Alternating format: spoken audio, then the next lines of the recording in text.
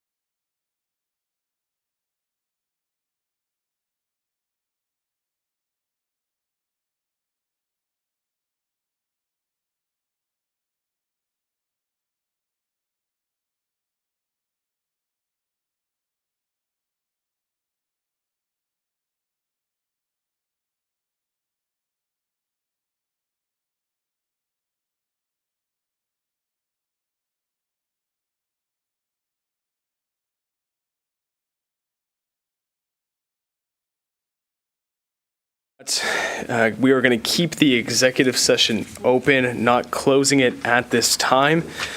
We will go into the workshop continued with a presentation by BCS Capital Group on proposed Manvel crossing development. Manager Dan, will turn this over to you first. Thank you, Mayor. I think their team is ready. Are y'all ready to come on up and visit? We hadn't had a chance to visit with council in about a month or so. So council has received your draft 380 agreement, draft PUD, and draft annexation paperwork. So they're up to speed on that, but maybe y'all can just kind of lay it out for them. Great. Well, thank you so much for having us. I feel like we've been working together for quite a while.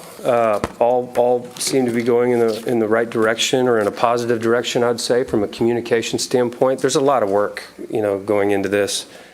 The draft PUD, we've talked about. We're going to have more edits this week. The 380 agreement, we've gone through several renditions of that, really to accommodate the different options that we were presenting. After we talked about it being helpful to have different options presented to kind of show how the term and the percentages change over time, and how that keeps what we're solving for constant. So with trying to keep what we're trying to solve for constant, we showed 15-year deals, we showed 20-year deals, we showed 30-year deals, different percentages, to just kind of open the door for communication. Ultimately, it was communicated to us that the 15-year deal was what the city wanted. It was more palatable that way, and then obviously the percentages have been one of the obstacles to overcome. But again, to solve for that net present value, if you shorten the term, then you have to deal with certain percentages. So we can talk about that. We can talk about the PUD. We've had constructive meetings around the PUD. First and foremost, big items that I'd like to mention that aren't in the PUD that you're looking at. Again, this is a liquid kind of situation where there's going to be continued edits this week. But the big ones I want to make sure that are important to the city are taking out gas station and car wash. Need to also emphasize the fact that we're not doing any residential. Okay, we're not doing any warehouse. Okay, no car dealerships. All right, so these are the big ones, and I want to make sure that we are ultimately and exclusively aligned to bring the best-in-class users to the site. These agreements overlap with each other. The only way the 380 is effective by being performance-based is if we deliver the sales tax that we all need to realize the reimbursements. We fully want to exceed expectations. So in order to do that, we bring the best in class. We want to bring restaurants in that outperform, existing locations. And we think Manvel deserves that, and they're going to realize that. This is a regional intersection. We want to do it right. We want to create the best. So that's just in summary of where we are today. I feel like there's been positive momentum, as stated earlier, and we're really here to just answer any questions, because we're going to have action on certain items in the near upcoming weeks. And so this will be constructed to hear your feedback and answer questions and collaborate. Fantastic. Thank you, Ryan.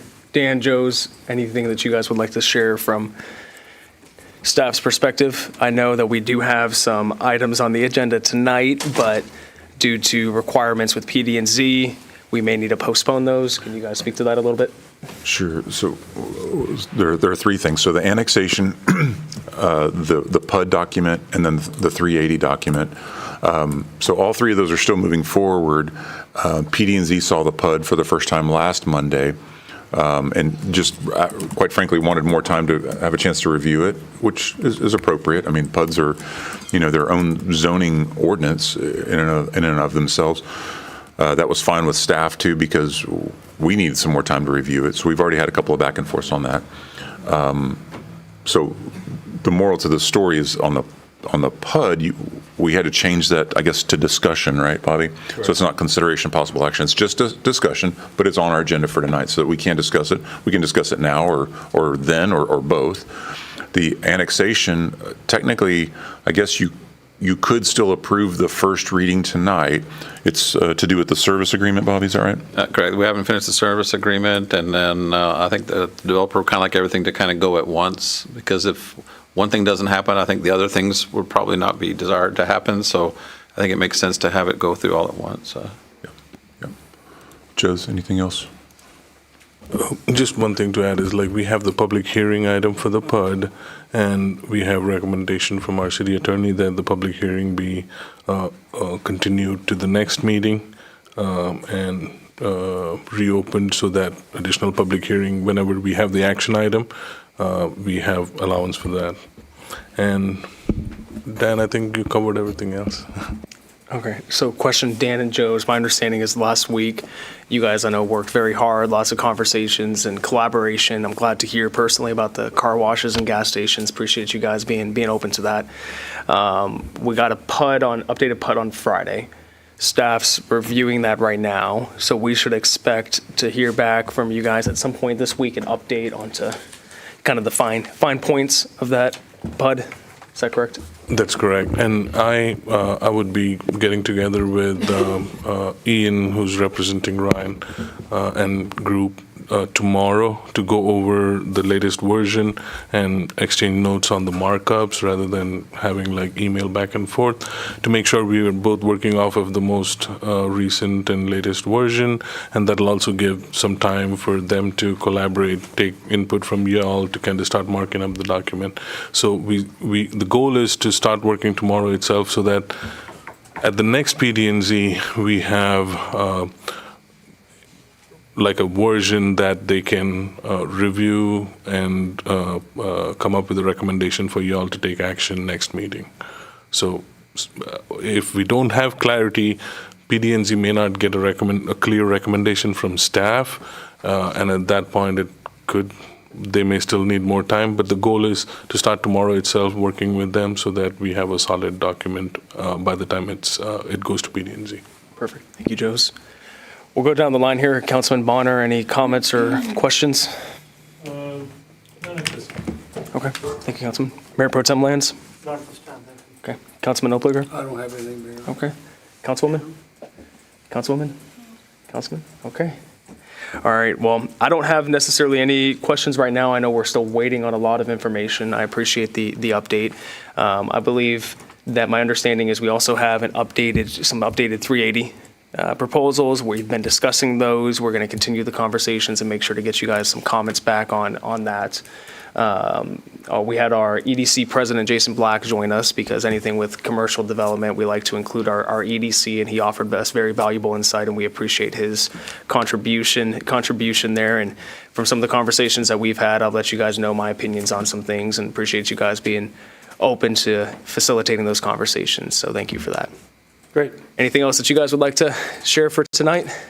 Well, since everybody's basically no comment, I'll try to keep it short. But ultimately, I mean, we talked about timeline. Yeah, that'd be great.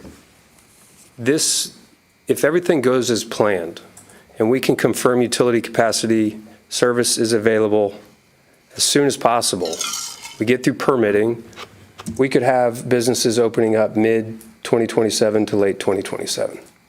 If everything goes well, that's us closing on the land, going through permitting, doing the site work, horizontal development, and delivering sites either for sale or us building buildings for them. It's extremely likely we could start generating sales tax mid to late 27. So I just want to put emphasis on that. That's if we can meet the timelines that we're looking at.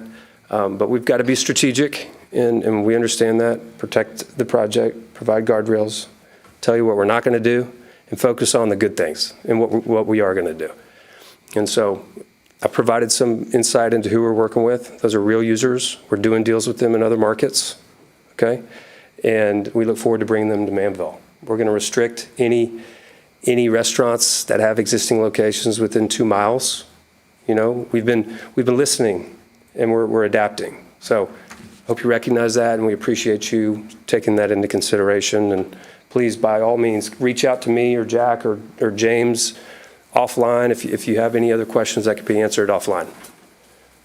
With that, thank you for your time. Perfect. Thank you so much. Appreciate it. Joe's, Dan, Bobby, PD&Z, their next meeting is Monday. And for us to take action on the PUD, we will need legally a recommendation from them. Based off some of the timelines, we only have scheduled one meeting in December. What happens, because some of these require 2 readings, what happens if they do not give a recommendation at their next meeting? We can't take action on PUD until there's a recommendation, and the fact that we need 2 readings, that we would have to wait for that recommendation, so it pushes the timeline for the PUD approval, and arguably everything else, if you like it all go together, until we get that key recommendation. Okay. So we'll need to make sure to push them for a recommendation then at the next meeting. Yeah. Sounds good. Any other comments or questions, council, regarding this item? I'm hearing none. Okay, well, we have a little bit of time here during the workshop, council. I would say let's take 7 minutes and see if there's anything here on the agenda to talk through, get an update on. Just so the BCS folks know that items on the agenda, we'll postpone those tonight. If you guys want to hang out till them, you're more than welcome to, but if you guys want to get home to your families, you're more than welcome to do that too. Council, there is an item I'm going to request that we pull from the consent agenda. I've been informed that Ms. Jamie has a presentation to give us about it too. Thank you. And that's going to be agenda item number 6. So we'll pull that from the consent agenda if you guys are good with that. And then we will, we'll hit agenda item number 1 because the county engineer is supposed to be here tonight. And then we'll have Ms. Jamie go immediately after that agenda item. Dan, is there anything key that you want to kind of highlight for us or orient us to on the agenda for tonight? No, I was just actually going to ask about how long is your presentation, Jamie? About 5 minutes? I mean, do you want to do that now? Yeah, we could get the presentation now and then we'll pull it and see if we have any questions at that point. That's perfect.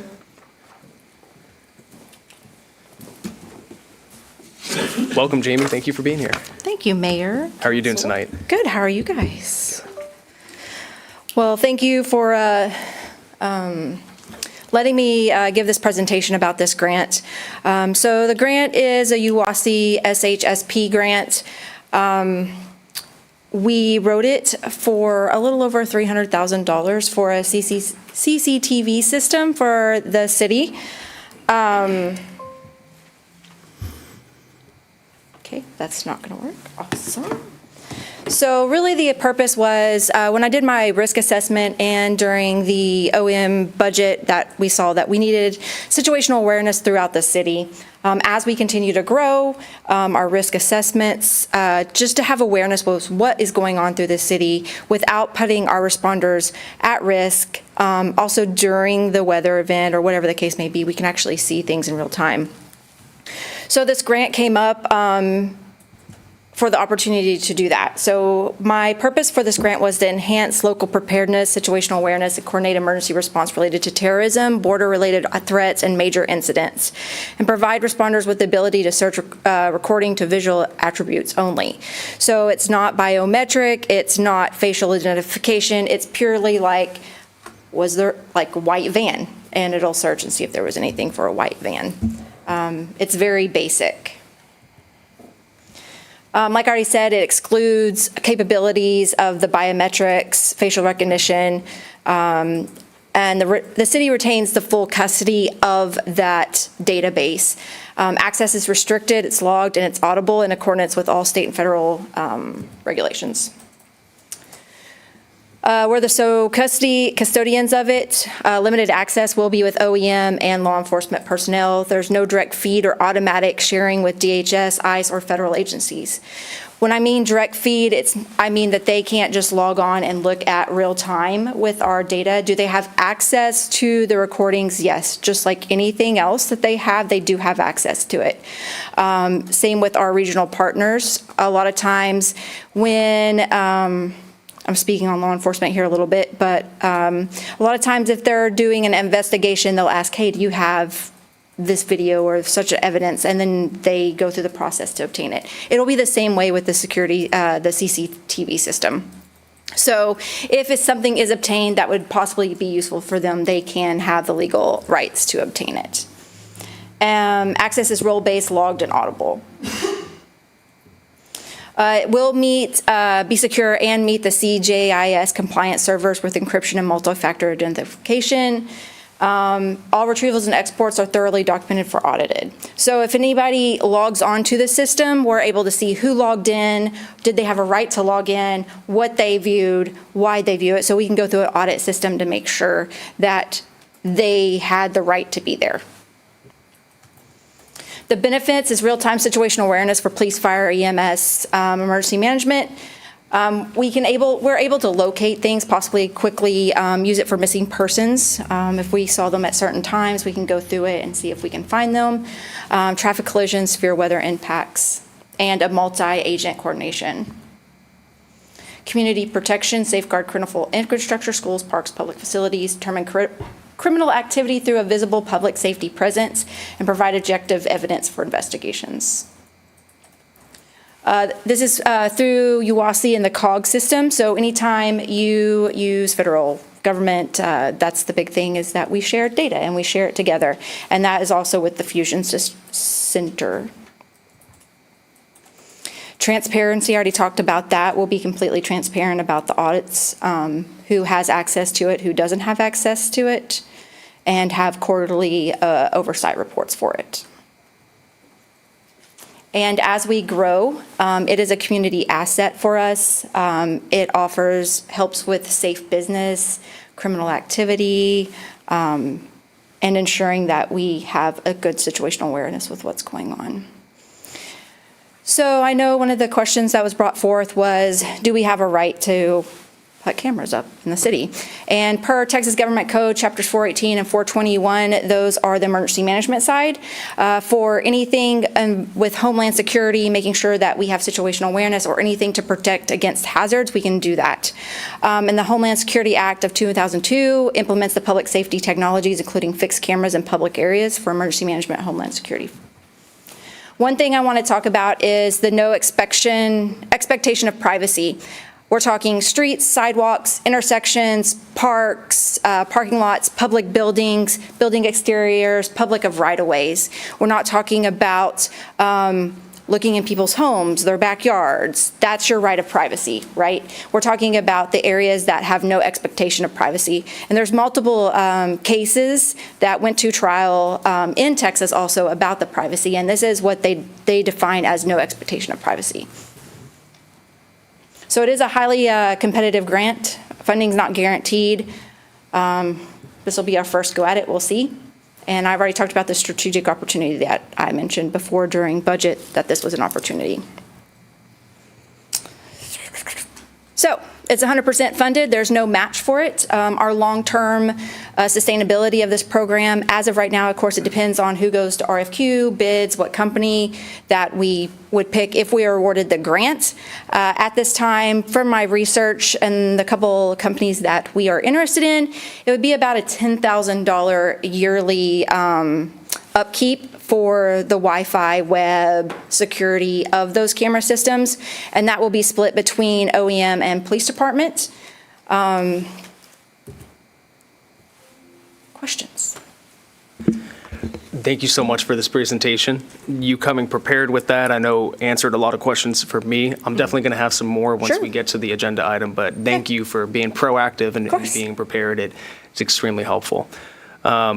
Council, would you guys like to ask questions now or take a 9-minute recess and then we'll pull this from the consent and have some more conversation? What do you guys think? I can wait for Okay. Jamie, Okay. we'll hold and wait, but thank you Perfect. for very expeditiously going through that. It was helpful. All right. All right, Council, we will end this workshop here at 5:51 p.m. and let's reconvene at 6 o'clock. Thank you, everyone.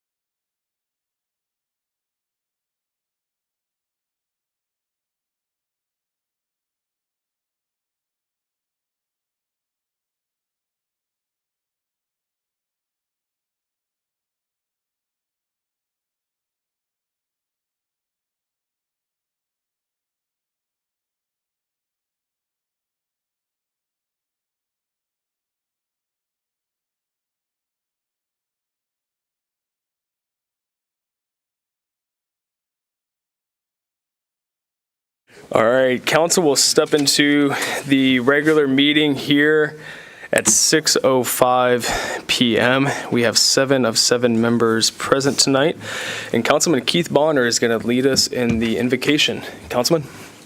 Please bow your heads and pray with me. Councilman, if you can unmute yourself. Thank you.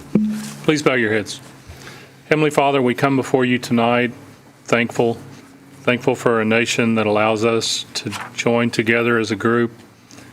Thankful for your blessings on our nation. Right now, we're in a time where we're struggling a little bit, but we're all going to keep the faith that you have a master plan and that you're going to lead us in the direction that we should go. Heavenly Father, be with this council tonight. Let us hear with open ears and clear minds to make decisions that are in the best interest of the citizens of this community. Go with us as we leave tonight. Keep us all safe. Thank you for all our first responders. Keep them safe too. We ask these things in your name. Amen. Amen. Thank you, Councilman. If you can, please, actually, hold on. Tricked you. So we're going to go to the inspirational reading next, and Councilwoman Crystal Sarmiento has the inspirational reading for us tonight. Thank you, guys. It's more of a statement or a message. The political climate that we're having today is one that brings unrest and division, and it is something that I want to encourage everyone who is part of our community and our state, our counties and our cities and our towns, that no matter what is happening in the media and what we agree with or disagree with, we need to look within our hearts and always let that be our guiding light. Let our values, let the things that we value, our faith, our God, our nation, let that be the thing that unites us and not divides us. Too much is happening in these days where people are using certain rhetorics to divide a nation because their message is divide and conquer. And I want to challenge us as a community to not look at reasons to divide, but let's look at reasons to come to the table, have conversations, and build bridges. That's all I have today. Thank you. Thank you, Councilwoman. If you can, please stand and join me in saying the pledges. First, to the U.S. flag, I pledge allegiance. To the flag of the United States of America and to the republic for which it stands, one nation, under God, indivisible, with liberty and justice for all. And to the Texas flag, honor the Texas flag. I pledge allegiance to thee, Texas, one state, under God, one and indivisible. Thank you, everyone. You can be seated. But council, actually, we'll do this one first. So, council, we have a proclamation tonight for Municipal Court Week, but Megan is not able to be here with us. So we will officially present this to Megan and her team later this week. But we want to thank, Tammy as the one that helps oversee the entire court. But with Megan, our court clerks, our judges, everybody that's involved, thank you for what you guys do. Our police department certainly keeps them busy, and that's a good thing, keeping our community safe, and they do an excellent job. Many times when people walk in through these front doors at City Hall, that team is the first team that they see, that they get to interact with, and everything they do is very much appreciated. Council, if you can, please join me in the front here. We have a presentation tonight and a proclamation to issue for Veterans Day. And Chad, if you can also join us up here at the front too, that would be great.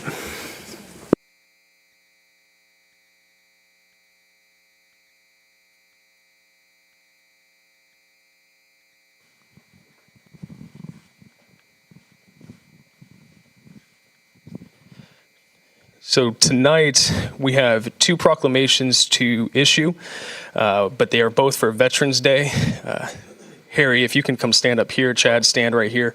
Both Councilman Harry Oplager and our Director of Administration, or Personnel, not administration, Chad Dumont, both served in the military and they're veterans. So we have a proclamation that we're going to give both of you guys tonight. Would love to have you share a few words about what it meant to serve the country and why you joined. But Veterans Day originated November 11th in 1918 as Armistice Day. It was a solemn observance marking the end of World War I and honoring the hope for lasting peace. 1954, President Dwight D. Eisenhower issued the first Veterans Day proclamation establishing November 11th as a day to honor all of those who served in the United States Armed Forces in every era and every conflict. The city of Manvel is proud to be home to many veterans, especially Councilman Oplager, to you. We appreciate your service to the city, Mr. Chad. But you guys have worn the uniform of our nation, including all of those who continue to serve our community in public service and civic roles. And we tonight recognize our enduring responsibility to support and honor our veterans, not only in word, but through meaningful commitment, gratitude, and service in return. And so today, I, by the virtue of the authority vested in me as mayor of the city of Manvel, do proclaim November 11th, 2025 as Veterans Day in the city of Manvel, Texas. So thank you, gentlemen, for your service. If we can give them a round of applause, please.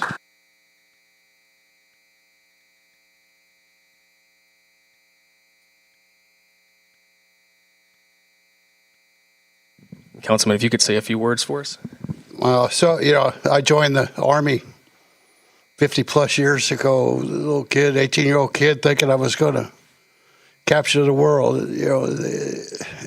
What a learning experience it gave me, but the time when I went in Vietnam was going on. So for all the fellow Vietnam veterans, welcome home. Thank you, sir. Thank you, Mayor. Thank you, Council. Each time that I come up for Veterans Day, I feel very humble for this. The Armed Forces is not for everyone. It was for me. I learned leadership. I learned being strong. I learned teamwork and loyalty. All of those are things that I've carried around with me my entire career. And I thank the Armed Forces for that. But being a veteran, I'd like to express what Harry just mentioned. For our Vietnam vets, they did not get the welcome they deserved when they came home. And I'd be remorse with not mentioning all of our brothers and sisters that never made it home from the field. And also all the families, the mothers, the fathers, the brothers, sisters, spouses, children that are always behind the lines, still keeping things going, supporting our troops as they're out there in the field. So please keep all of those people in your thoughts. Thank you. Do we have anyone here in the crowd that is also a military veteran? Okay. Well, Council, if you guys want to come forward, we'll take a photo real quick. Gentlemen, you guys in the middle.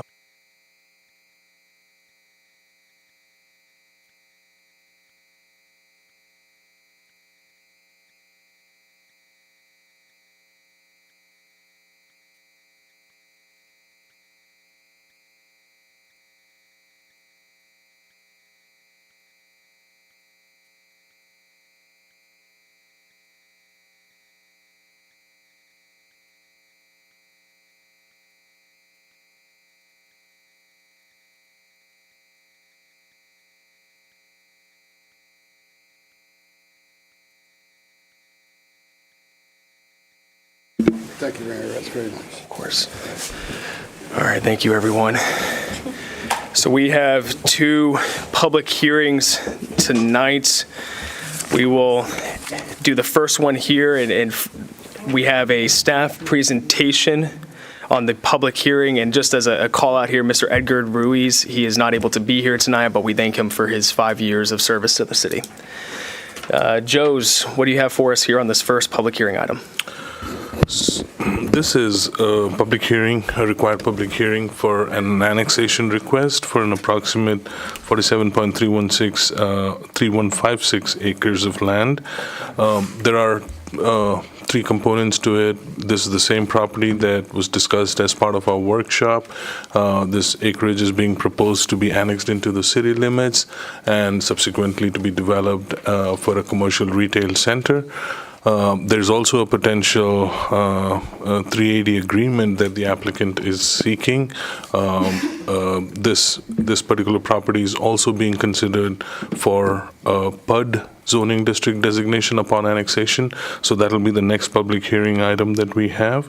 The PUD is in the process. It was presented to the Planning Development and Zoning Commission at their last meeting, at which they tabled the item for a little more review of the document, and we do not have a recommendation. So for the second public hearing item, which would be the PUD, like we discussed at the workshop, we would open the public hearing, and then y'all can make a motion to continue the public hearing to the next meeting.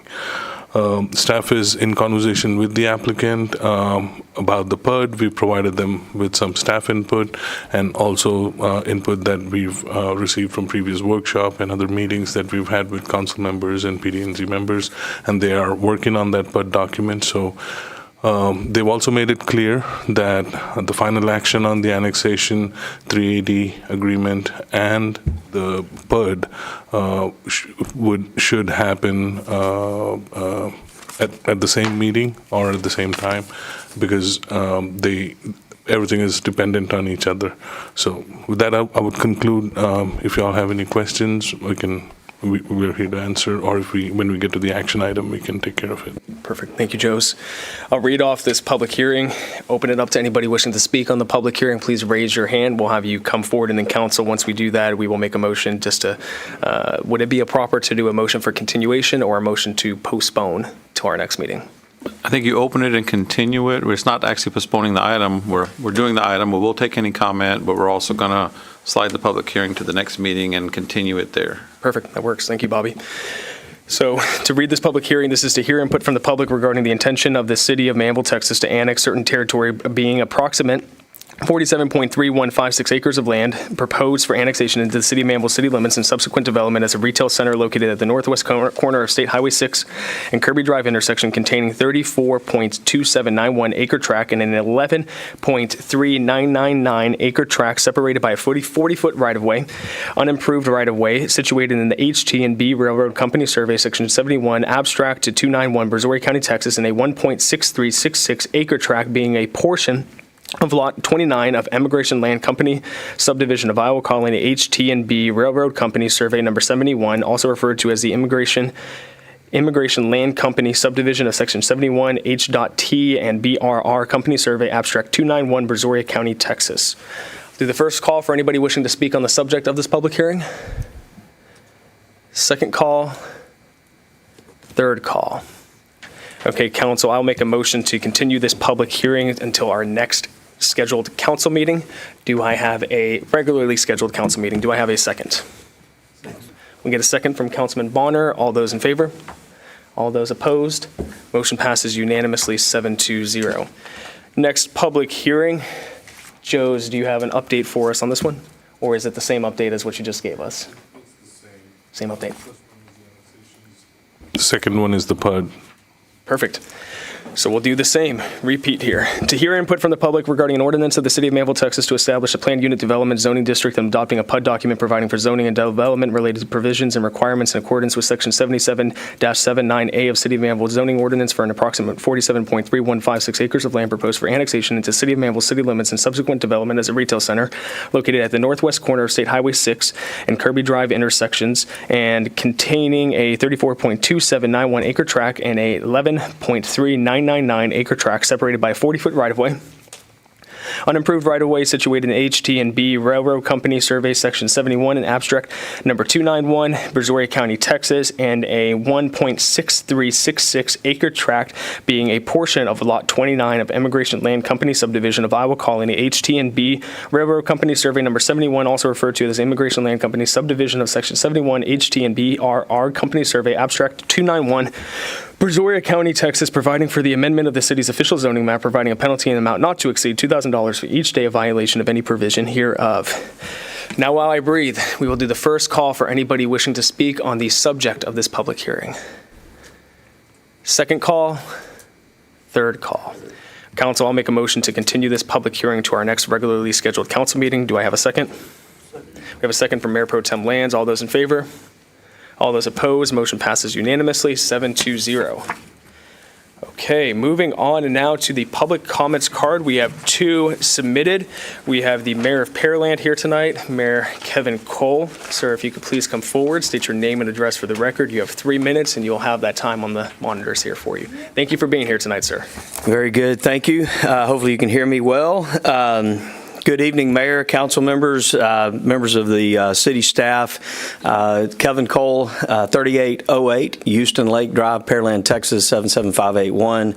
As the mayor mentioned, I am the current mayor of the city of Pearland, but I'm looking to be the next county judge in Brazoria County. We have a great county, and I'm just here tonight to announce to you guys my candidacy. Formally, we'll start the process of applications this coming weekend. But I stand here and want to bring to you my agenda. I want to make sure that we have safe communities, lower taxes, and a strong future right here in Brazoria County. We do have a bright future. It took us almost 200 years to get to 400,000 people in our county, and in 25 years, we'll double it, another 400,000 people. So clearly, we're in the midst of massive growth, something you guys know all too well with the growth that Manvel is experiencing, and straight on down our freeway. I want to make sure that we keep our taxes low. Brazoria County is the lowest tax rate of any of the counties in the surrounding area, and we want to keep it that way. We want to be fiscally responsible, and we also want to make sure that we hold our government accountable to the people that they serve. Safe streets. We've got to make sure that we fully fund our sheriff's department and everything to keep us safe day in and day out, and working with our cities to make sure that you guys have everything that you need to keep your streets safe. We may need to make sure that we keep our infrastructure improving, a lot of that with drainage, as well as roadways throughout our county. It's not a secret. We're flood prone with the storms. We've got to make sure as a county that we are keeping up with that and working with our drainage districts all throughout the county to make sure that we're keeping our criterias where they need to be, and we keep our infrastructure safe for each and every one of us in our homes.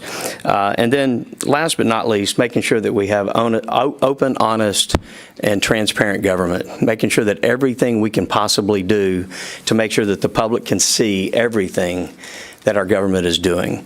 At the end of the day, we are in the people business. It's people first, and we need to keep the attitude that it's always about the people of our county, everyone, and making sure that we are planning for those 400,000 people that are going to be here over the next 25 years. I believe I'm uniquely qualified to do that, and I serve ready to serve you right here in the city of Manvel in this next step. Thank you very much. Thank you, Mayor. Appreciate you being here tonight, and good luck. And I'm going to pass these along the dice. Absolutely, please. Thank you. Next, we have the second candidate that's here tonight for the Brazoria County Judge position, the Port of Freeport Commissioner, Mr. Rob. Rob, thank you for being here tonight, sir. If you could state your name and address for the record. Rob Giesecke, 7122 County Road 4, Damon, Texas, 77430. Mr. Mayor, council members, city staff, thank y'all for the opportunity to be here. I'm going to be very brief in the interest of time. I don't want to burden y'all. I understand y'all have got good business to take care of here, so I'm not going to give a long-winded campaign speech, but I currently serve as chairman of the Port Freeport Commission, where we have achieved the notable distinction of going to a zero tax rate at Port Freeport. It took us almost 100 years to get there, but we are the only entity in Brazoria County that has that zero tax rate. It's a campaign promise that I campaigned on. And with that, I'm going to just cut it off here and not take any more of y'all's time, but I just want to say I look forward to meeting with each and every one of y'all and talk about how the county can help the city and move the city and the county together, forward together in a spirit of cooperation. So, thank y'all very much. Thank you, Mr. Rob. I know both of you gentlemen, and you truly have hearts to serve the community, serve the county. Wish you both the best and encourage people to reach out to both of you. I know you guys are both available for any questions, any conversations, and we appreciate that. Tammy, do we have any other public comment cards? No? Okay, thank you. We'll next move on to our city manager update. Manager Dan, what do you have for us tonight? Good evening, Mayor and Council. Just a reminder, this Wednesday at 11:30 is our annual State of the City, and that will be at New Hope Church for the first time ever, so that's pretty exciting. That'll be this 11:30. If we did not get a reservation for you, too bad, because it's full, right? It's sold out, so that's a good thing. I don't know exactly how many people it is, but I know the church holds 1,600. I don't think we have 1,600, so I suspect the tables on the floor will allow for fewer than that. Next Tuesday, we talked about Veterans Day just a minute ago, so next Tuesday, in honor of that, City Hall will be closed on the 11th. That's an annual holiday. The following Saturday is just a reminder, that's our Fall Hall. That will be November 15th. There's some, Blake has some good stuff up on the website, but just kind of a quick reminder, it'll be from 8 in the morning until 11 a.m.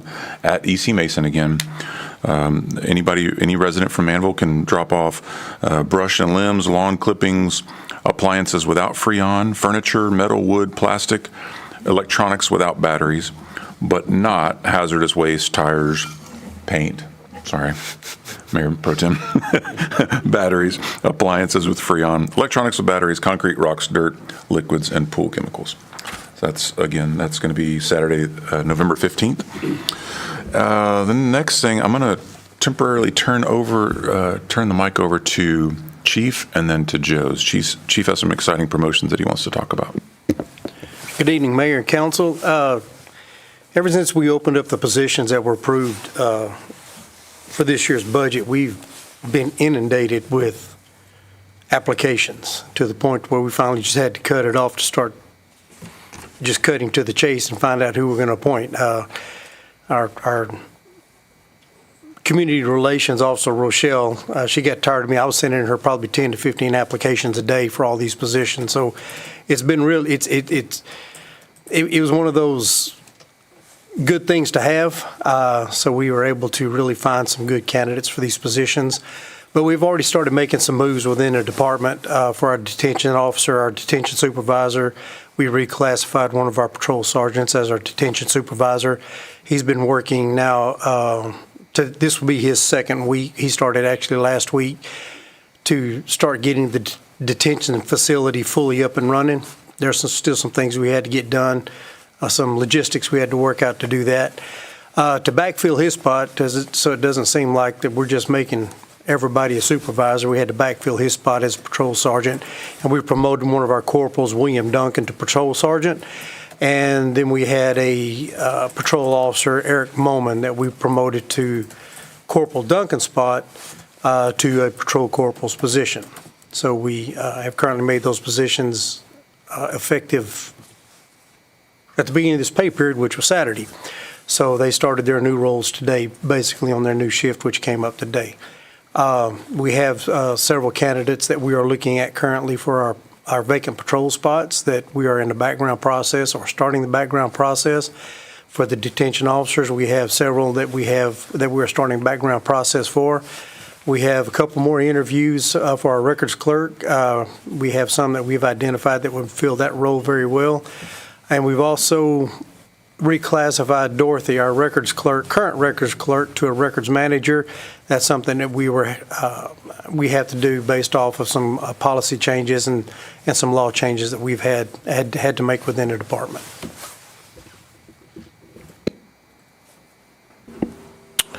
Mayor and Council, in your packet, we've included the development updates that we provide to the Planning, Development, and Zoning Commission. This period, from the last time we presented something, we had a few pre-development meetings.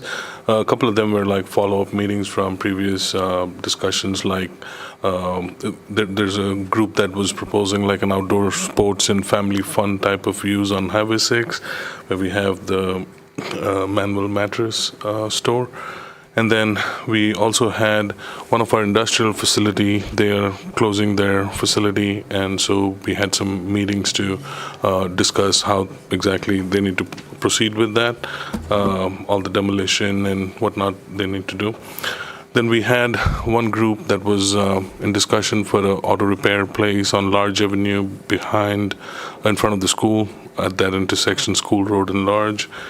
In terms of certificate of occupancy approvals, we've issued certificate of occupancy for Kiddie Academy in Meridiana and Pristine Care Cleaners. It's on Bailey Road. It's in the Sedona area. We've also issued a commercial construction approval for McDonald's at 10421 Bailey Road. It's at the intersection of Bailey and County Road 91, I guess, Smith Ranch Road in the Sedona area. And another update that I wanted to mention was the workshop that we had planned for the major thoroughfare plan as well as the comprehensive plan. We were planning towards the end of November. We'll have it at the first meeting in December. The consultant, due to some unforeseen circumstances, is not able to attend. That was it. And another reminder, on our website, we have the development map where we do include the new plats that are being approved. We have certificate of occupancies that are being approved, and also any new commercial ground-up constructions that we approve. And it's represented on a map, and there are details included. So it's a good tool for you all to stay updated with all the development happening in Manvel. Thank you, Jose.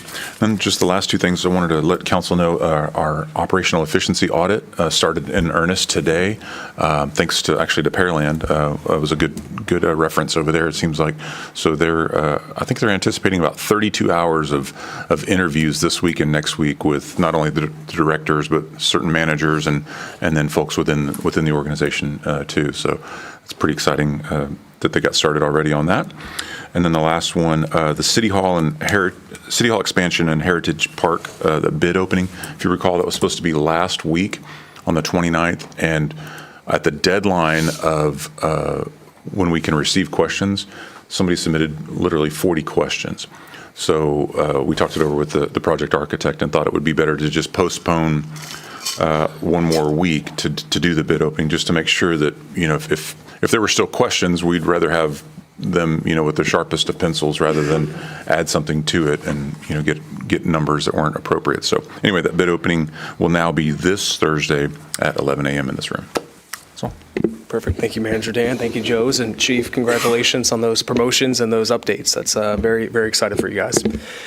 Council, we'll move to the consent agenda. We're going to move to take off item number 6, and then Tammy has asked that we take off agenda item number 1, and we'll ultimately postpone number 1 until our next council meeting. So, Council, I'll make a motion that we remove agenda items number 6 and 1 from the consent agenda. Do I have a second?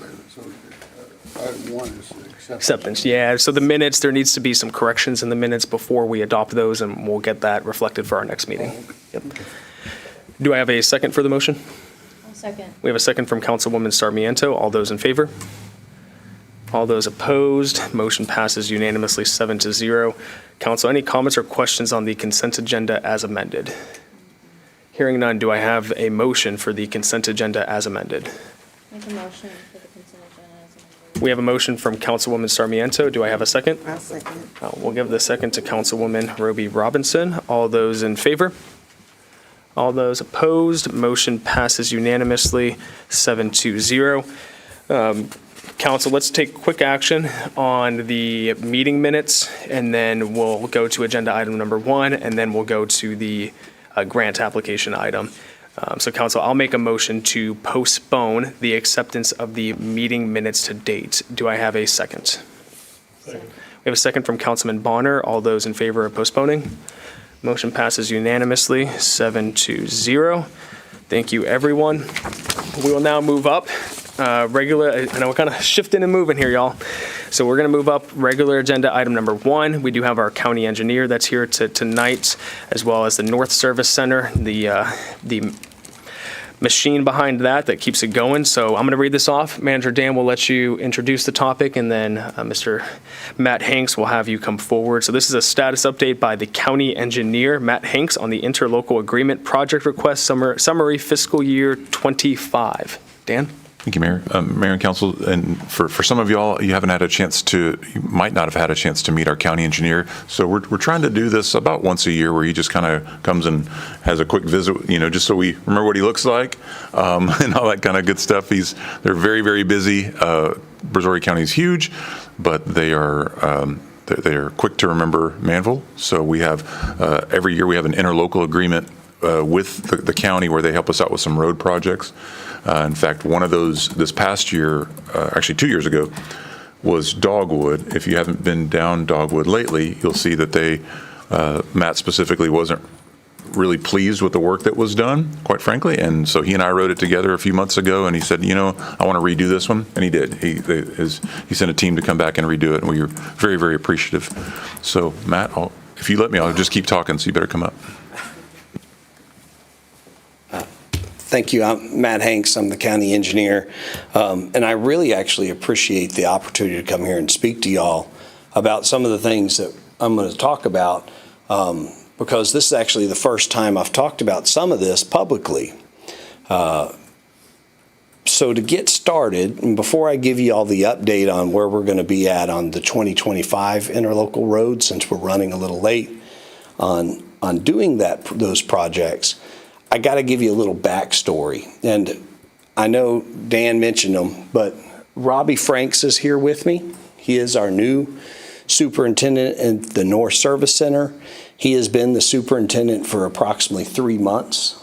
And this is kind of why I wanted to give a little bit of history. Our North Service Center, the previous superintendent had been there about 39 years. We started seeing some issues that had developed. I don't want to go into that too much because I'm not here to air dirty laundry or talk bad about anything or anybody. But we did know it was time to make some changes at the North Service Center. Personnel, equipment, there's always time to improve. And Robbie back here has stepped in. He is our youngest superintendent, but he is a tremendous leader. The individuals at the North Service Center have responded extremely well to him. Just 3 months in, I already see a drastic improvement to some of the work that they've been doing. And as I keep on telling them, the goal is not perfection. The goal is improvement every single job. And we're seeing that on every single job. And that's one of the things we talk about on a regular basis. So one of the things is, and Dan brought it up, in the 2024 roads that y'all turned in for us, we weren't 100% pleased with some of the way that turned out.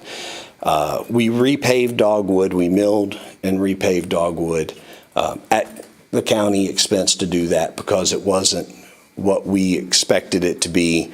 There was actually even a failure on another road that we repaved for you. We came out and fixed that. It's not like under these interlocal projects, we're not a contractor. We don't typically offer up a warranty period with that work. But at the same time, we also take a lot of pride in what we do, and we don't want to be doing something that's not up to standard. So when we had a failure on that road, we wanted to come address it, and we did. And when the paving product on Dogwood wasn't up to speed, we wanted to come address that, and we did. Dan and I rode that together. Dan and I have known each other for a long time, and I think we've had a great working relationship. I think we're always going to have a pretty good working relationship. And so I really appreciate his input, and I respect him as an engineer and a person, so I do appreciate him working with me on that. It also gave us an opportunity when we milled up the road. Robbie back there identified a couple of spots in the base that we're going to give y'all a problem down the road that we were able to address and make sure the product that we put down there structurally is sound and should provide you an adequate service life out of that roadway. So what I'm really here to talk about is the 2025 roads, and I'm not going to sugarcoat it. We are behind, right? We were falling behind for the last year or two in the North Service Center. We're behind not just on the city roads that we agree to do for each city. We're actually behind on our own annual road plan. So Robbie came in here and did the rework here in Manvel for Dogwood. We also redid a county road up on 89B. I think that turned out extremely well. We're now catching up in Pearland. We're doing some city roads for the city of Pearland right now. And then after we finish up with the city of Pearland, we're going to turn back and try to finish our own road plan for 2025. So we're already in 2026.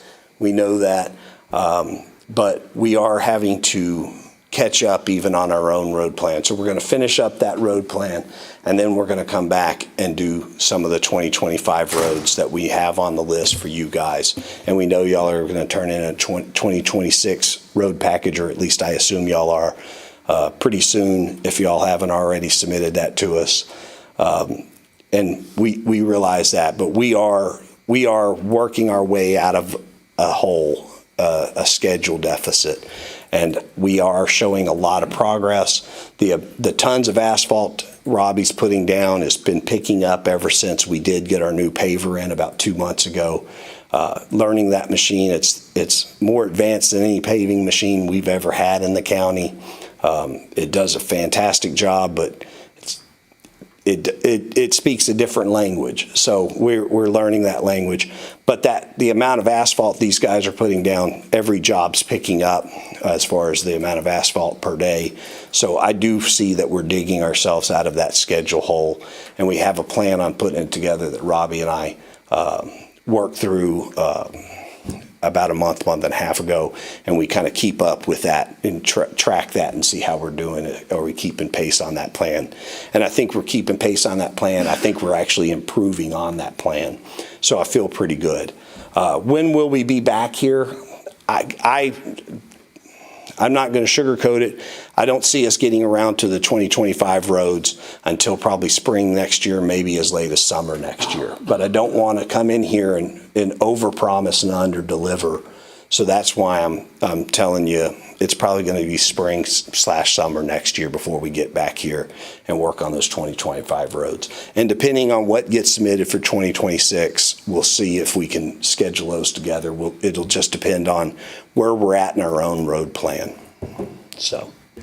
Thank you, Matt, for being here tonight. Thank you for the update and the continued partnership. And I had an opportunity to meet Robbie earlier today, and it's a side story, council. We met Matt and Robbie with our Robbie and Dan out on Dogwood as I had some questions, needed some clarity on some items. And what stood out to me for Robbie, and this is how you know you've got a good one, while we're parked out there talking, some vehicles were coming through and there were concerns about getting around where our vehicles were at. And without being asked, Robbie stepped in and started directing traffic to make sure that those vehicles got around safe. And when you see proactive leadership and that awareness of safety, that's how you know you've got a good one there. And we appreciate you for doing that, Robbie. I appreciate that, Mayor. Council, any comments or questions for Mr. Matt or for staff while we're on this item? We have a question here from Councilman Oplager. So the Highway 6 and 288 is getting busier and busier and stacking up. Yes, sir. Are there any plans from the county or that you've heard of some kind of hot ramp or anything like that because it's only going to get worse? Is there any thought going on there? So I think this might have been the last time I was here. I came and talked about our expressway extension project. We are working feverishly on getting that actually to construction. The good news is we're on schedule. The schedule is always to wrap up design this year and then move into bidding that project in around March next year, which would put us in construction in summer of 2026, roughly June, July timeframe. There's a couple of challenges associated with getting there. One, and I'll get to the answer in this question. I know this is getting a long way around to answering your question, but I never say anything too short. But the couple of challenges getting there, we do have some drainage challenges north of Highway 6 that we're working through, and we think we've got a couple of paths on that solution. Another challenge, and I'll always caveat that schedule in the fact that we have an opportunity. I like to phrase them as opportunities, but that project, I think the current estimate's about $255 million to extend the expressway project, to get it past Highway 6, to help that slowdown that we're seeing currently on 288. But at $255 million, if we see interest rates falling, and we also see the average bid prices from TxDOT falling right now, part of that's because TxDOT has slowed up their construction letting. So we're monitoring both those things, because at borrowing $255 million, actually we're borrowing about $300 million by the time you throw all the project cost in. It doesn't take a whole lot of interest rate drop, and I can save more money doing that than any value engineering I can do to the project. So that schedule, I always will caveat my schedule I provided to you. From a design standpoint, we're on schedule. But from the standpoint of we might tap the brakes ourselves, that might be where we're at. So keep in mind what I'm telling you, the goal is to be under construction June, July next year. That's the only caveat I'll say, is we're going to be watching those average bid prices from TxDOT as we think they are going to continue to fall. And we're going to be watching that interest rate really closely. The feds are talking about lowering interest rates, and even 0.25% makes a huge difference for us, right, at that type of a borrow. So with that being said, the reason why I'm talking so much about this project is because that project, one of the most challenging things we have at Highway 6 right now, and this might have changed a little bit with the overpass projects. I don't know if I have the up-to-date on how things are performing. Y'all could probably tell me better than I can tell you. But for the longest time, the biggest challenge we had is when you're heading south, coming to Highway 6, that intersection, the traffic backed up onto the main lanes and eventually even backed up into the end of our expressway. So what we're doing is, with the new frontage road project, we are going to add an elevated ramp getting off the managed lanes or the expressway lanes straight onto that frontage road. So you won't have all this merging of traffic. So that'll help both the managed lanes, but it'll also help the general purpose lanes get off and not have so much congestion. So that project is going to help the southbound. The northbound, we actually want, long-term, we want to add the same type of elevated ramp going northbound. But one of the challenges we have is no frontage road on that side. So we can't add that northbound elevated ramp without that frontage road there.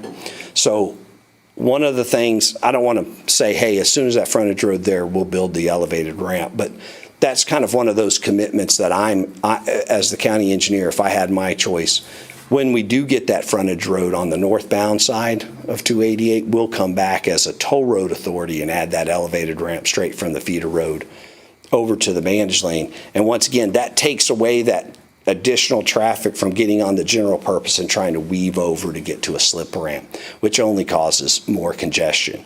So, and I think, Mayor, you might be able to give more of an update on the frontage road, but I think everybody's working at getting that frontage road added at some point. So I do think that's going to eventually happen. So those are the improvements that we have planned there. Thank you, Matt. Thank you, Councilman. Any other comments or questions from council? No, hearing none. All right. Thank you, Mr. Matt. It's an honor being here. Thank y'all. Absolutely. Thank you, sir. All right, council, next, we will move back to the consent agenda, item number 6. Ms. Jamie, if you're able to come forward, I'll kick us off here with some questions. These are going to be some very, very direct questions, but it's not from a place of frustration, just concern about the grant. And I was initially surprised when I saw the grant was on the consent agenda, considering the nature of the grant, but I want to give kudos to our city manager, because our policy says that the city manager can approve grants with, I think it's no unbudgeted match outright. So technically, this grant didn't have to come before us, but putting on the consent agenda, allowing us to have this discussion is appreciated. So you explained to us a little bit about the grant. You told us about what is being tracked. It's not, it's mainly colors, vehicles, etc. Is there a map that we have showing the location of where these cameras would go? Is it just TxDOT controlled roads, or is it we're going to blanket the city with everything? So there's no mapping right now. The window for the grant was very small. They gave us 30 days to write the grant. And to do a due diligence in the study, I want to make sure that we have our emergency management and the emergency management perspective to have high areas of concern. But also comes with that is while we want them to be on Highway 6, we have to be due diligence of when it comes into TxDOT and getting approval from them. So while we don't have any, I can't give you a map of the locations of those cameras.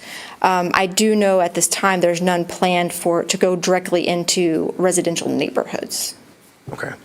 Now, you said that access to the footage and data, I believe we would have, local entities would have access to it, state entities and federal entities would have access to it, correct? With correct approval, whatever the law, don't quote me on that because I'm not law enforcement, but whatever the normal procedure that they go through to obtain footage that they might now have, they have to go through that normal process. Okay.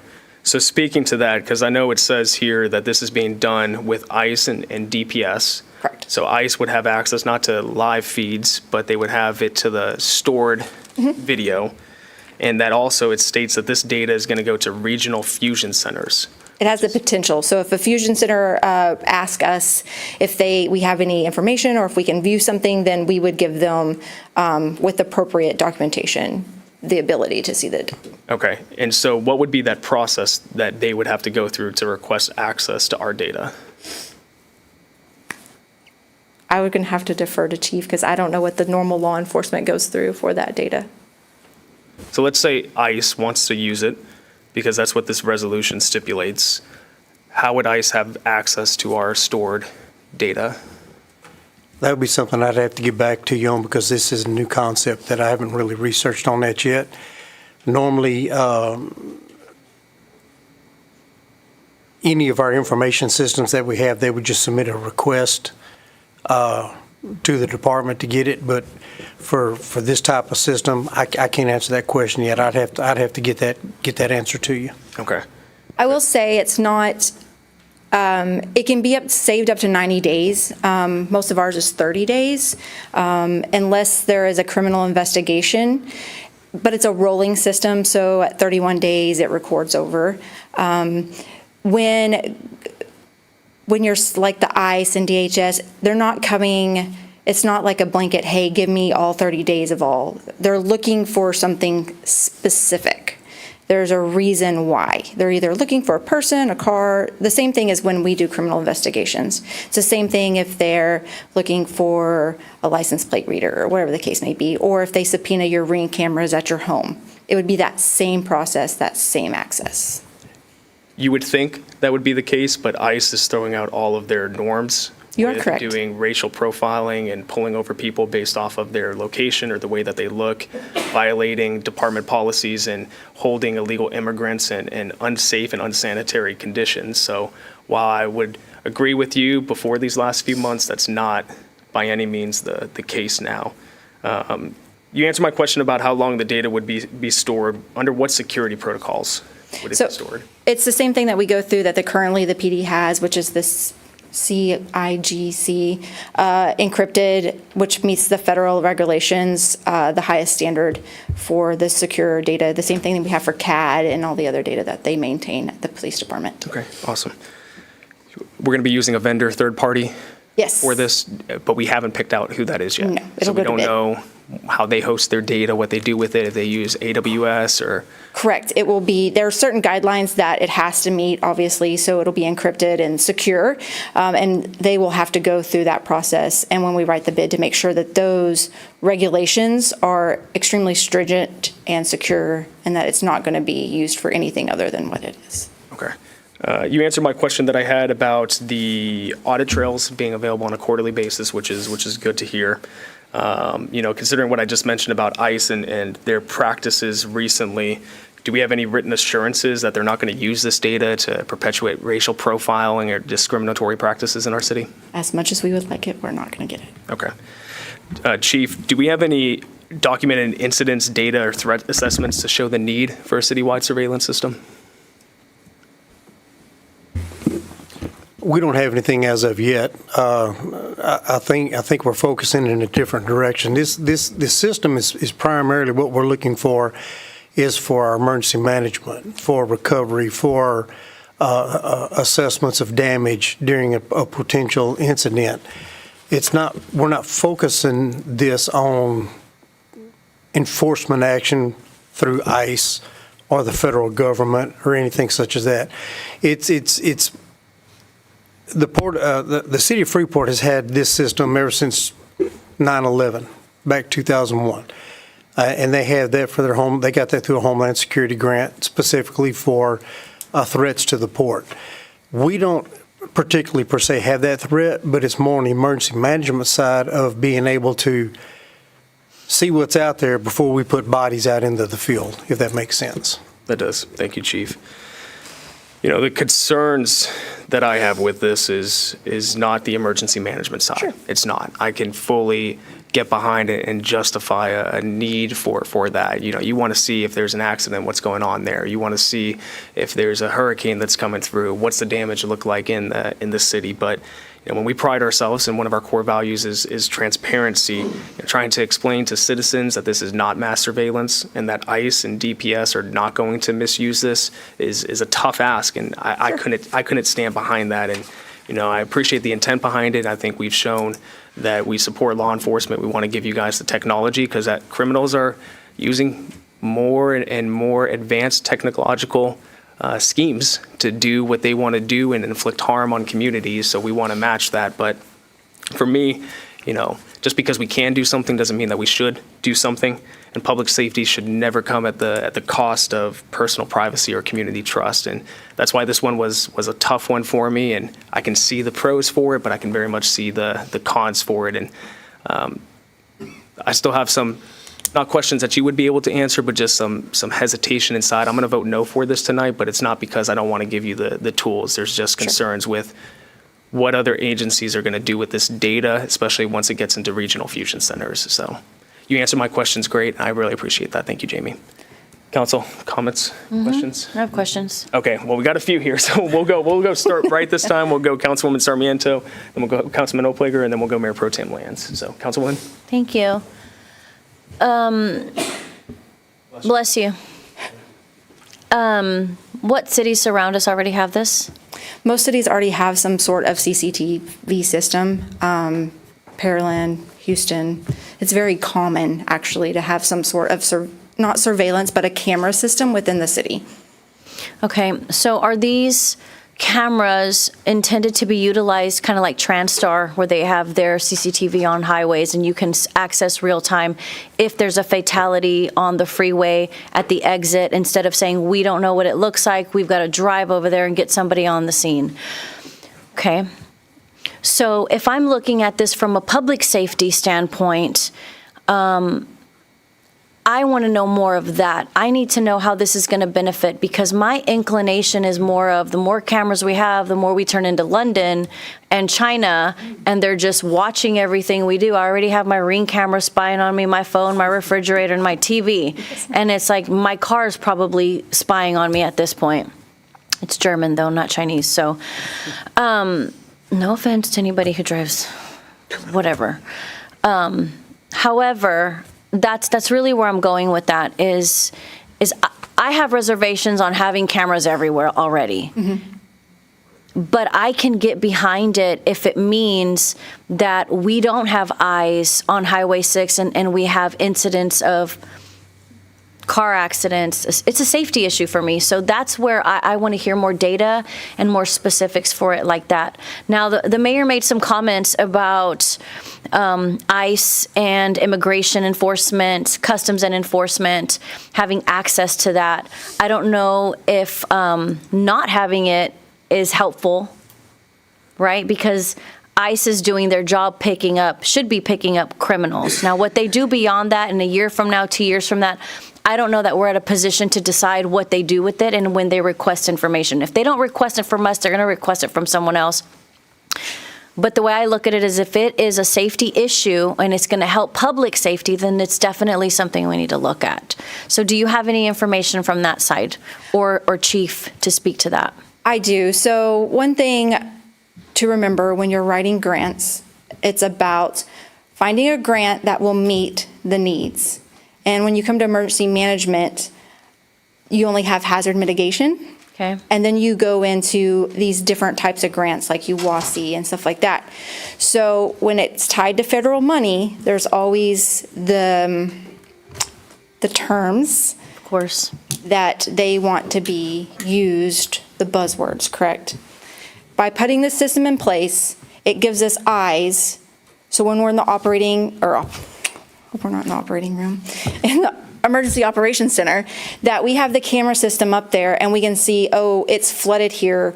We need a rescue crew here, or don't send the officers down there. It's that situational awareness to keep everybody safe, but also our community. So it can immediately go out on social media or the mass notifications. Oh, there's a semi-fire. I'm not having to wait for PD get it on scene, right? In regards to who has access, I'll be totally honest, they have access now, right? I'm just doing my due diligence and being transparent and telling you, because it's tied to federal money, they have access to it. It's no different to any of the cameras that we have in this room right now, right? They have access to it. They can. So we're just adding more cameras that are going to be pointed at roads, railroads, public domain, not anything that's questionable, like, oh, is this questionable spot, whether it's privacy or not privacy. It's really going to be open domain. Open, it's not private, right? It's there because of the safety standpoint. And as of right now, we're continuing to grow. We have to maintain situational awareness for our city. We're growing substantially. The PD only has so many officers. We only have so many firefighters. We only have so many EMS. And this is a way that we can have eyes everywhere to ensure some safety, but also for our citizens. I can see you have a rail car that rolls. I can plume and see the plume going on the ground, right? Before, I would have to wait for fire department to get there, and they're going to be like, oh, let me look at the placard, or let me see if there's a plume, and then the radio system that goes to Westcom, and then Westcom has to go to our dispatch, right? But this way, we can look immediately, see there's a plume, let's issue a shelter in place immediately. It's heading toward the high school, great, let's call them, get them on the phone, shelter in place, whatever we need to do. So what I'm hearing is there's more benefit from a public safety standpoint, because when I look at that and you say, heaven forbid we do have that type of situation, right?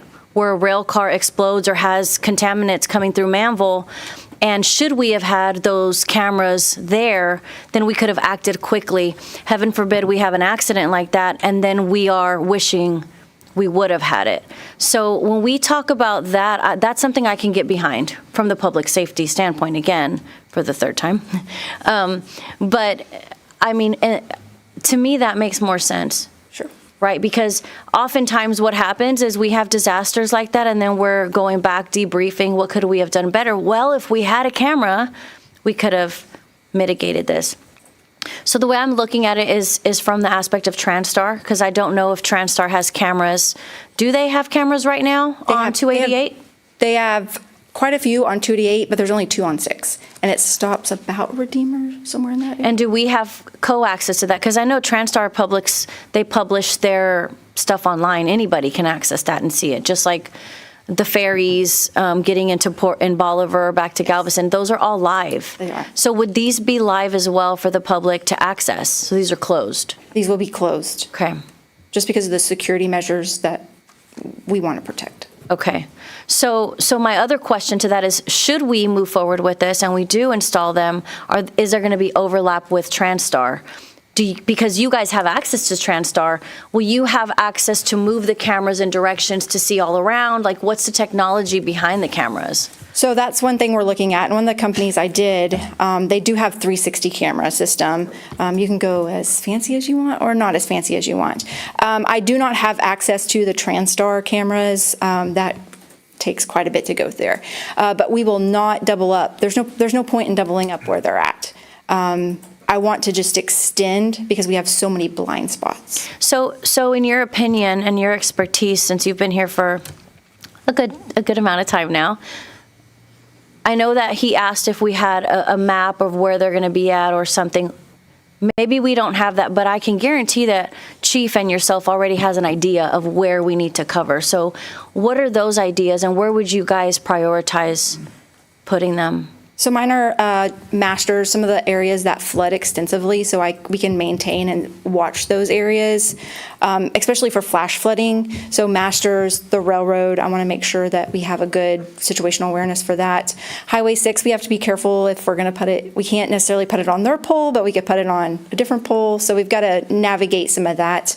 And that's the basis of, and I'm sure there's some outlying with talking with Robbie, for me, a lot of it is not flood mitigation, but that rescue. What are we looking like? Is there something going on for flash flooding that we need to get somebody out there? Okay, so what we're talking about right now is masters for flooding, railroad areas. Where else? I mean, how many cameras are we talking? Like, what are those points that we're looking to cover? We could use a lot of the cameras for our critical infrastructure. We got a wastewater treatment plant that's being built right now. We have water plants that are all over the city. Those are very important that we keep an eye on, because you never know when somebody could breach that area and contaminate our water supply.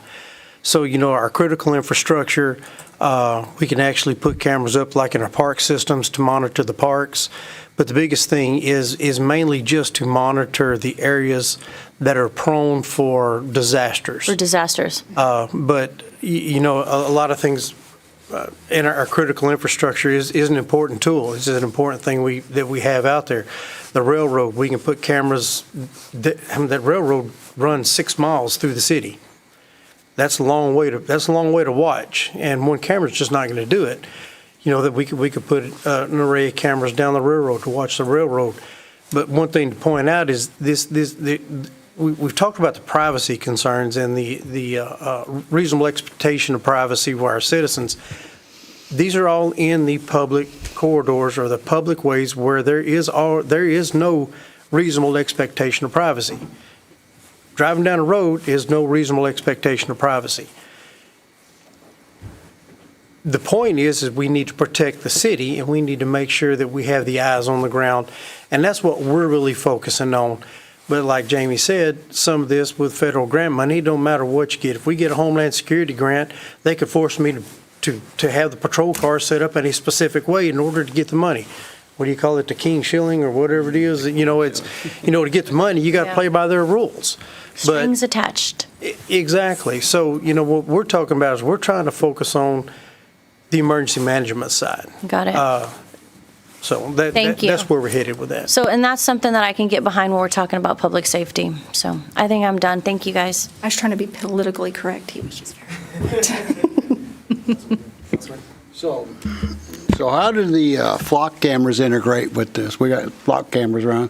So the flock cameras are a totally different concept. They're totally different. The flock cameras are license plate readers. They don't record 24/7. Well, yes, they do. But we can only access them specifically for certain criteria, I guess you would say. But they don't integrate with this system. It's two totally different systems. So we have flock cameras, then we're going to have TranStar cameras, and then you want your cameras.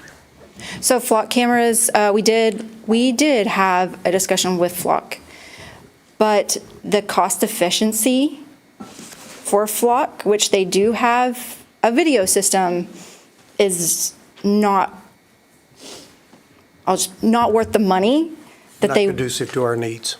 Thank you. Not conducive for our needs. All right. So you're talking about a software package, right? Is that what you're, yes. And servers? Where are the servers going to reside? It's cloud-based, so we don't have to house the server. So the city wouldn't be supporting the servers? No, I mean, it's already going to be on our servers, but it's also cloud-based. So we're not maintaining the 30 days of video. Yeah, okay. So in the packet here, it says to expand citywide and mobile surveillance capabilities to a solar-powered surveillance trailer and covert enclosure. So we want to hide cameras around the city? No, there was 4 boxes that CID, that they were already trying to purchase, so we put them in the grant. They are pole cameras, a pole camera system, but there are only 4. It's not part of the CCTV system. And so a solar-powered surveillance trailer? Yeah, that's the name of it. But have you seen the trailers that have the pole with the camera on? Like we could have used it out when we had Fall Fest to maintain situational awareness. It's those. The ones you've seen, like parking lots? Yes. But that's Okay. their official name. All right, thank you. Yes, sir? Mayor Pro Tem. Okay. I'm going to jump back to a few things and see if I pick this up properly. So did you say that we set the security measures on these? Yes. Okay, can you explain that? So 2 ways. Which way do you mean? Do you mean that there's certain federal regulations that we have to maintain so that they remain secure, not only for the privacy, but also for that homeland security, because they are looking at all our infrastructure, correct? So we want to make sure that they're secure. So there's that federal regulation that we maintain that security, but it's also for ourselves and make sure IT does a great job here, actually, of making sure that we are secure and the data secure and the cloud is secure for us. Okay, so, but we really, and this is where kind of, so we set the security measures, but we really don't have 100% of control. We have 100% control. We have which way they face, what they're looking at, how often how long they retain the data. But not who accesses. Oh, we have 100% control over that. Okay, you did mention earlier about we track who gets in there, who's watching, who's looking, and we find out who's not supposed to be in there. So how do they get in there if we have control, if they're not supposed to get in there? Are you talking about just like a hacker, a China hacker, or I mean, who's getting in there that you're saying? All the above, right? You never know. So part of emergency management is I think of the worst. I'm a negative Nilly. So in my negative Nilly brain, I'm always thinking while you have credentials to be in there, there's only so many ways that you could get in there. You have a password, SSO, login, but sometimes people have bad intentions. So if somebody gets in there, we will be able to see who it is, how they got on there, what did they access, what was important for it, to be like an investigation. Now, I'm not saying somebody will. I just like to prepare for the what if. Okay, and this is really out in left field, but let's say we go ahead and we do this. We get the grant, we put in 4 or 5 cameras or whatever. We're set up with the government. What if they say, okay, we've given you the grant, we've given you these cameras. We're going to come in there and we're going to put in a few more on our own.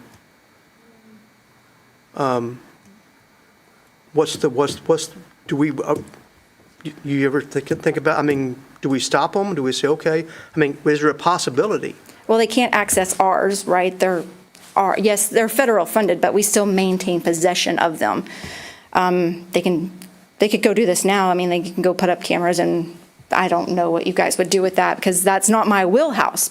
But they don't necessarily they do not have the ability to go, oh, I'm going to purchase 4 more and put them on your system and because of that, I'm going to have access. That's not how it works. And they don't quote me for this, but from what I've read through all the case laws and the penal codes, that's crossing a line. But they don't do that. Yeah. Okay. I think that's it, Mayor. Thank you. Yeah. Councilman Bonner? Yeah, I'm for this system. I don't know how many people remember Hurricane Rita in 2005, where there's probably about 1 million people that were stuck out on Interstate 45 that would give their right arm to have had this system right now so that they would have known not to leave their house. And we laughed, but it wasn't funny when they were dying out there.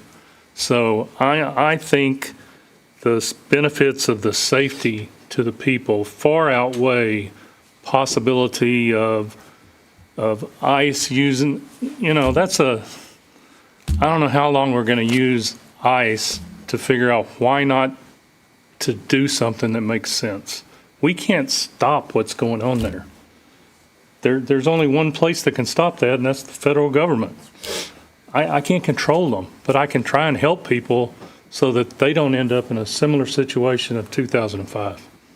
I see this, maybe it's my emergency background that's telling me this, but I can see so many places this could help. The incidents where you're talking about the railway, that's one of the number one things I worry about. People don't realize what's running down that railroad track out there. Every day, there's millions and millions of gallons and millions of pounds of deadly stuff running up and down that railway. It only takes one of them to make another bhopal. So if we can stop that, if we can keep a fire truck or a police officer from having to go out and brave during a hurricane to get to some place to check something just by looking on a camera, that's worth it to me. I'll take my chances with the bad that could possibly happen over what I know this will do for the good. So that's where I stand for this. Thank you, sir. Thank you, Councilman Bonner. Jamie, like I said, I support this from the perspective of emergency management. Would there be anything stopping us from saying no to this grant, doing a $200,000 fund balance transfer, letting you go get the cameras, but there's no federal strings attached? That's up to you guys and the money. The answer is yes. So if we care about public safety from the standpoint of emergency management, I would rather see us do it with no federal strings attached if we can fund it ourselves. Now, that's a finance question. That's something for us to consider. I'm a big proponent of grants, but the ICE and DHS component of this is what makes me nervous, because I don't see the documentation here to tell me what those strings are. And if I authorize and I vote yes, and we say collectively yes to go do this, how's it going to come back to bite us in the butt without knowing all those details? I would much rather see us just do it ourselves. We can have the cameras. We can set them up where we want. We can put the security protocols. Let us do what's best for the people without the federal government involved. That's my position on it. But I respect, of course, council's position on it too, and I certainly see where everybody's coming from. Councilwoman, Councilman, do you guys have anything? I know you guys haven't added so far before we vote on this. No. Councilman Rossi Knox, anything for you? Good, okay. What's our time frame? Time frame. Can you speak to that, Jamie? If the answer is yes tonight, what would we be looking at? So it will go. Just hold on. Oh, Sorry, can you go ahead, Mayor Pro Tem? What's your question? Well, if we just want to table this and just talk about it some more, do we have time to table it? I would prefer not to. The deadline's already approached. We need to upload this if we're going to move forward. If not, then. Mayor, it's just like any other grant. We have to have a proclamation from council to get the grant approved to move forward, and the timeline was so short to get the grant written and get it submitted. We're actually up against the wall right now with it. Absolutely. Not to rush or push anybody, but we didn't have much time to get this in the works. Yeah, absolutely. I They appreciate gave us all 30 days. Yeah, the work that you guys have done and to get it to this point and the opportunity for us to even consider this is much appreciated. Councilwoman? Yes. So here's a funny thing. We just went through budgets, and had they come to us with this proposal saying, hey, we need to invest $200,000 in cameras, I guarantee we would have shot that down because we were looking for ways to not raise taxes and not do the right thing with our funds. And so now we have an opportunity to say, we can get this covered, we can get it covered right away, and we have the opportunity to manage who sees it, who doesn't see it, and protect our citizens and from a public safety standpoint. I understand your reservations on DHS. However, Department of Homeland Security is supposed to protect us, not put us in danger. They're there for the terrorist attacks, for not just what's happening now. And trust me, I know families that are being picked up. So that's not a subject that I feel like I'm ready to dive into right now. However, that will pass. but the safety of Manvel and the citizens here is really what's important. And to Councilman Bonner, the laughing wasn't a laugh. It was more of like, you have no idea what we went through when that happened. For hours, people were stuck on the freeway and couldn't eat, couldn't go to the restrooms. Cars were running out of gasoline. That was a catastrophe in and of itself for those of us that remember it. Right? I personally didn't. I pulled out a map and I found back roads and found my way out of here. True story. Took me 7 hours to get to San Antonio, but I didn't end up on the freeway. However, and I love the idea. I love that Dan does have these strong ways of looking for solutions. Like he can get behind this, the public safety standpoint, but at the same time, we want to look at ways to fund it ourselves so that we don't have those strings attached. At the end of the day, whatever system we have, if DHS wants to come in here, subpoena us, and get the records, they're going to do it anyway. So because of that, I'm in favor of it. So that's my stance on it. I do understand the sensitive nature of what ICE is doing and the different belief systems. I understand that 1,000%. However, I can't look at that as the sole reason to say no to the other citizens that are here that need us to defend their safety. So that's my stance. Thank you, Councilwoman. Yes, sir. Any other remaining comments from council? Okay, do we have? I do agree with her statement, though, about it. Even if we funded this ourselves, that doesn't stop the part that you're fundamentally against.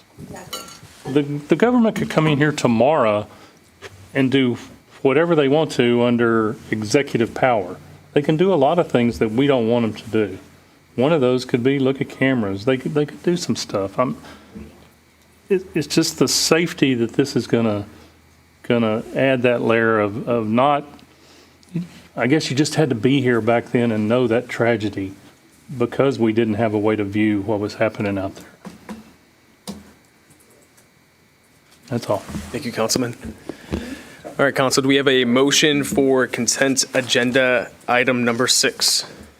I'd make a motion to approve the item. Okay, we have a motion to approve from Councilman Bonner. Do we have a second? I'll second. We have a second from Councilwoman Sarmiento. All those in favor? All those opposed? Motion passes 5-2. Jamie, thank you so much. We appreciate you. If you guys can just make sure to keep us up to date about that, how this progress goes on it, that would be much appreciated. Thanks, y'all. Okay, that passed 5-2. Thank you, everyone.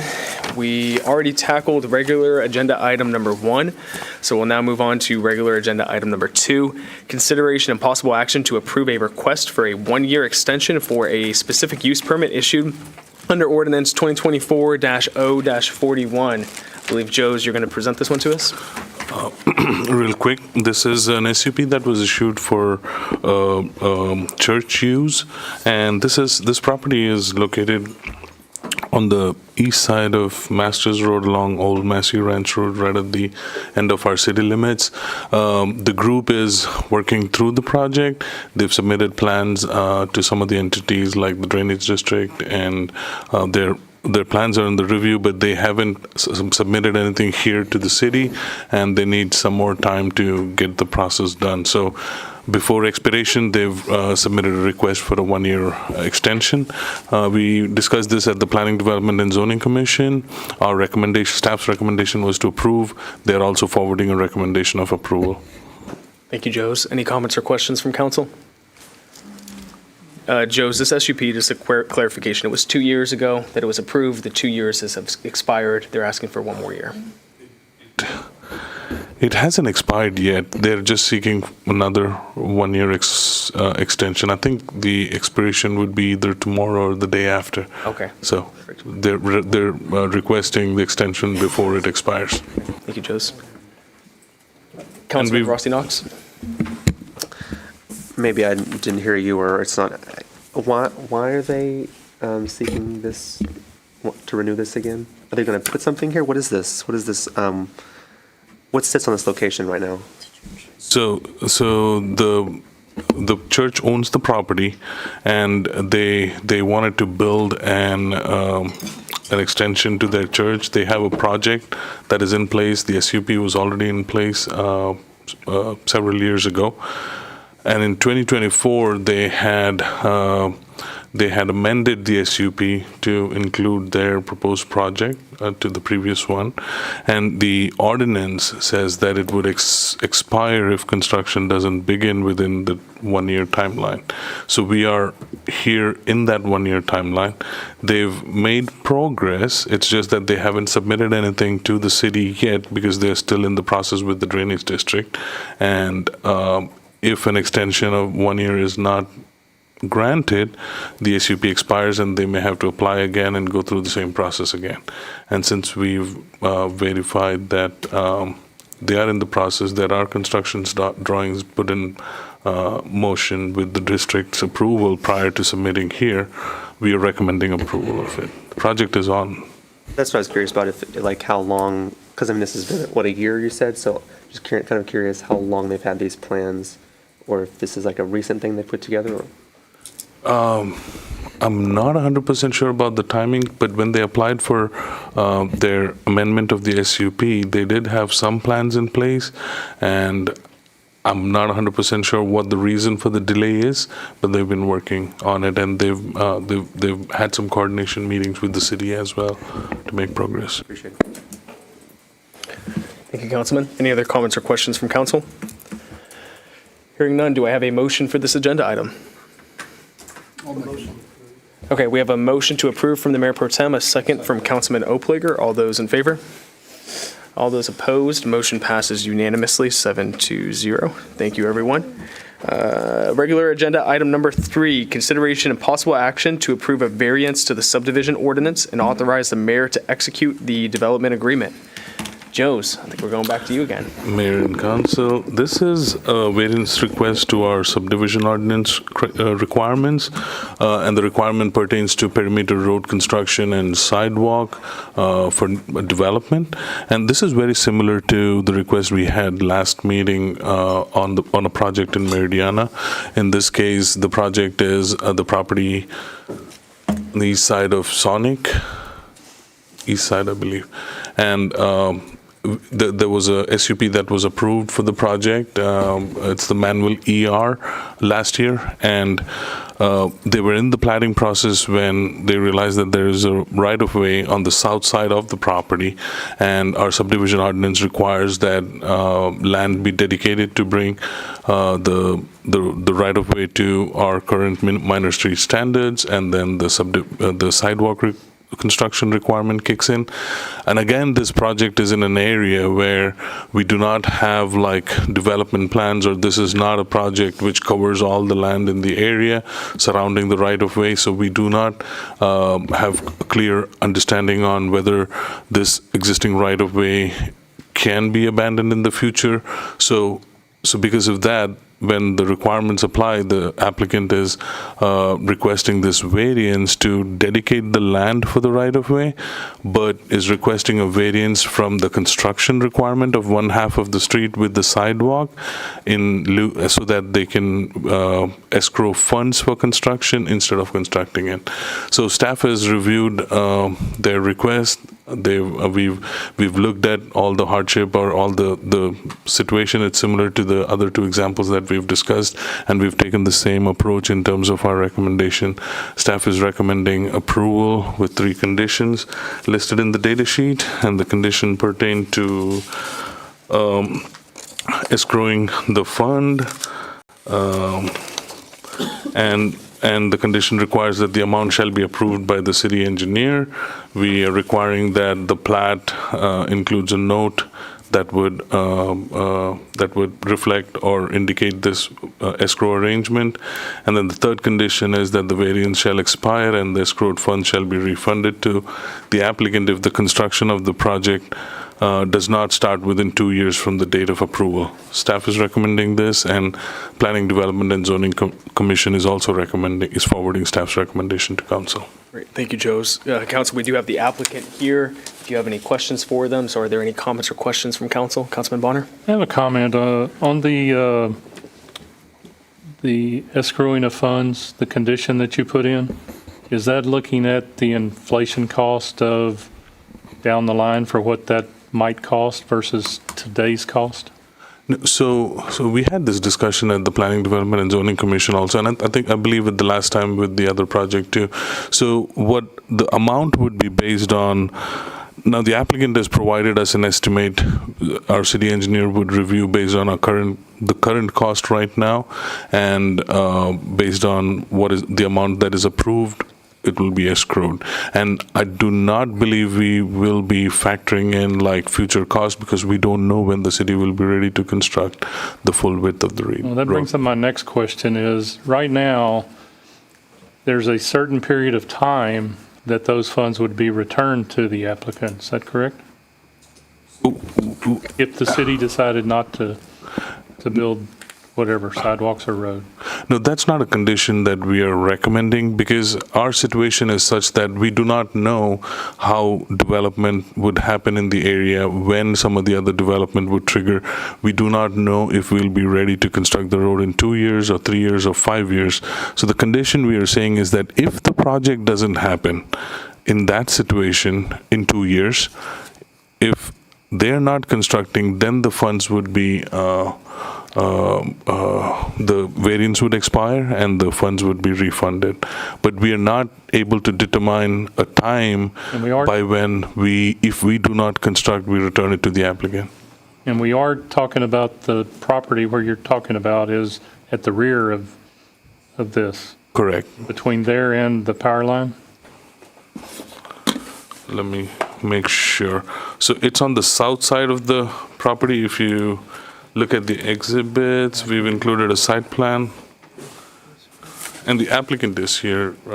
They can also, so the plat, the proposed plat highlights that area. It's an approximate 0.12. It just doesn't let me know how much, we talk about this in the other one, being viable property. You know, we talked about that with the other property. This is kind of the same situation here of, is that viable property behind them where we see that road might be there or not? It kind of makes a difference to me if we had a recommendation from staff that we see this being developed behind them versus we don't.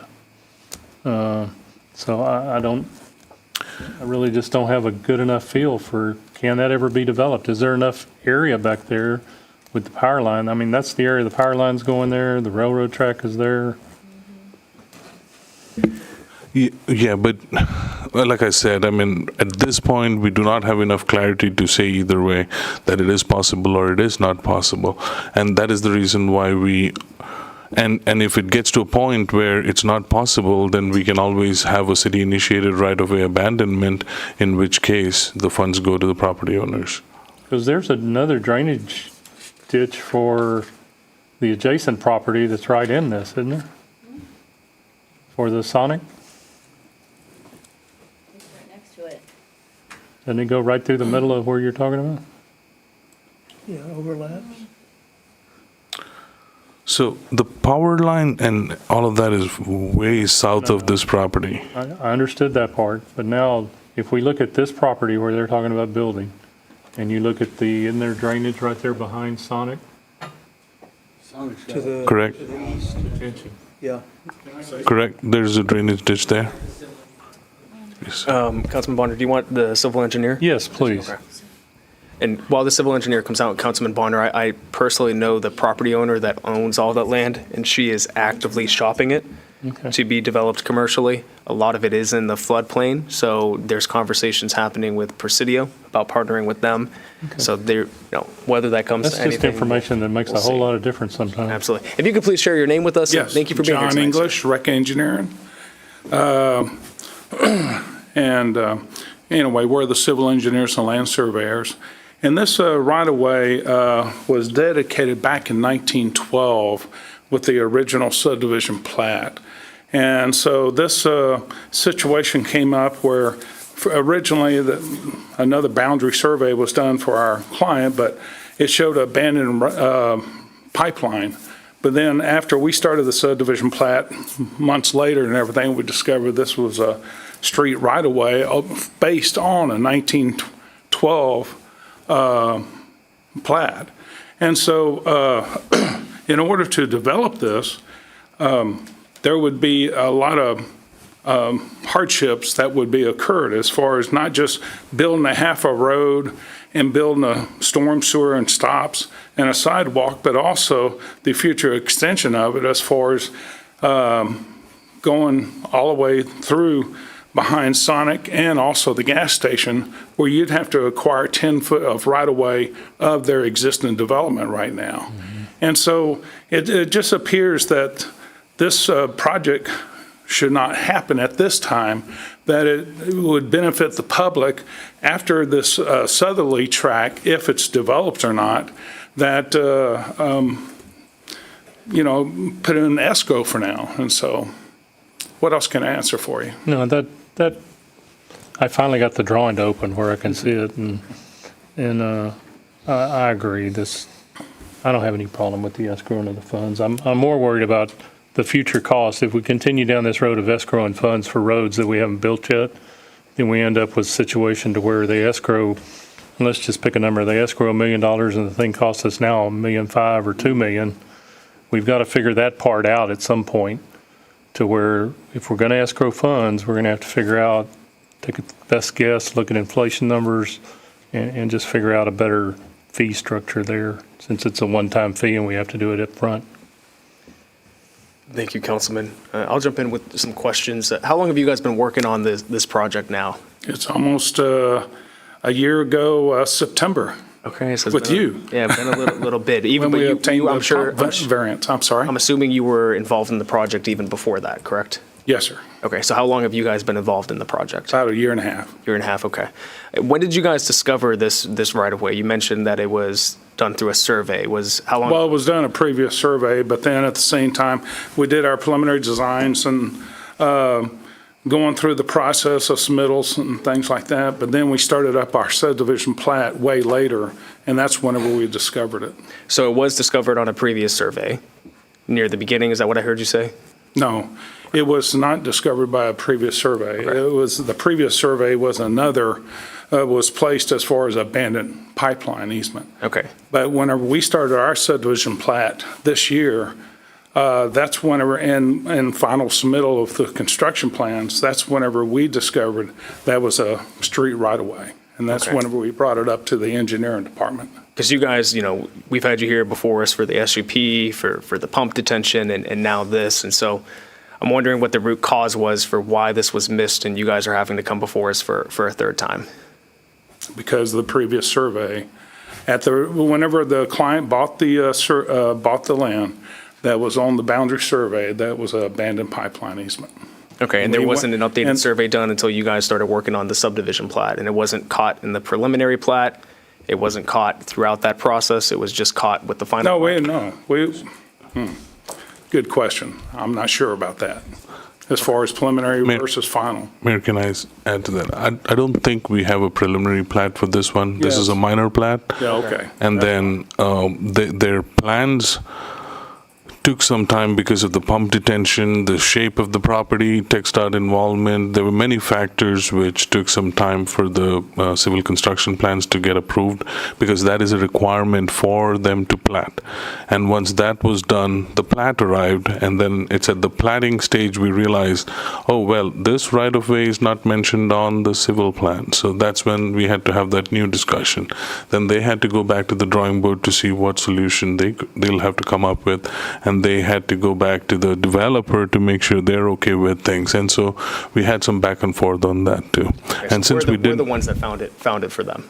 They showed it on the plat, and we told them, hey, by the way, this is news for us. Right. Okay.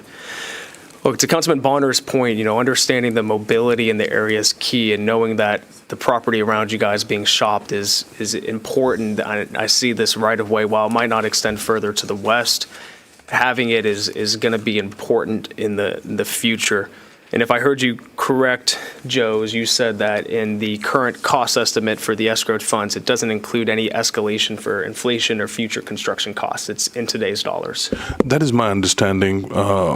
We based our estimate on a Harris County project that we're doing, that we're finished up and everything. Well, everything costs more expensive in Harris County, so maybe it's already factored into that. We'll see there. Little joke. Mayor, if I may, just one more input addressing Councilman Bonner's comment. It's sometimes really difficult to very clearly and confidently say that this property will be developed in this manner, so we would say yes or a no. So our goal is to not bring as variance requests where escrowing is needed as much as we can, but then there are some of these development situations where that's the only option. Escrow would be the only option, because if we don't escrow the fund, the entire cost is on us. So that's our goal. If it is possible, if it makes sense, if there's no hardship involved, have the requirement be met and street be constructed, and if not, then go to the variance route. Thank you, Jose. So I guess the main question that I have is, why should Manvel, and this would be a question for you, why should Manvel taxpayers take on the risk and future construction costs for something that you guys are ultimately responsible for and that primarily benefits new developments? Because that's what you're asking for us. You're asking us to escrow the funds now with the risk, a high probability risk, that Manvel taxpayers are going to have to cover the costs in the future. I think the client should answer that. Amir? Sure. How are you doing tonight, sir? Thank you. Good. It's been a while since we've seen you. Everything's going good? I've been busy. You've been busy. My other ER. Of course. No, you're busy. Thank you for Thank you all for having us here tonight. It's hard to say. I mean, on my side of the view is, if I'm putting $100,000 in your account, you're going to collect at least 5%, correct? 5% interest in the bank. Is that a question? Yeah. Yeah. So I would lean on our finance director there for what our interest is, but it's definitely not 5%. If you can find us 5%, we'll take it, because that's a great number. I mean, any bank would give you 5% at least on a CD for 1 year, correct? So by next year, you have, if I put $100,000 today, you're going to have $105,000. Now, you telling me about inflation.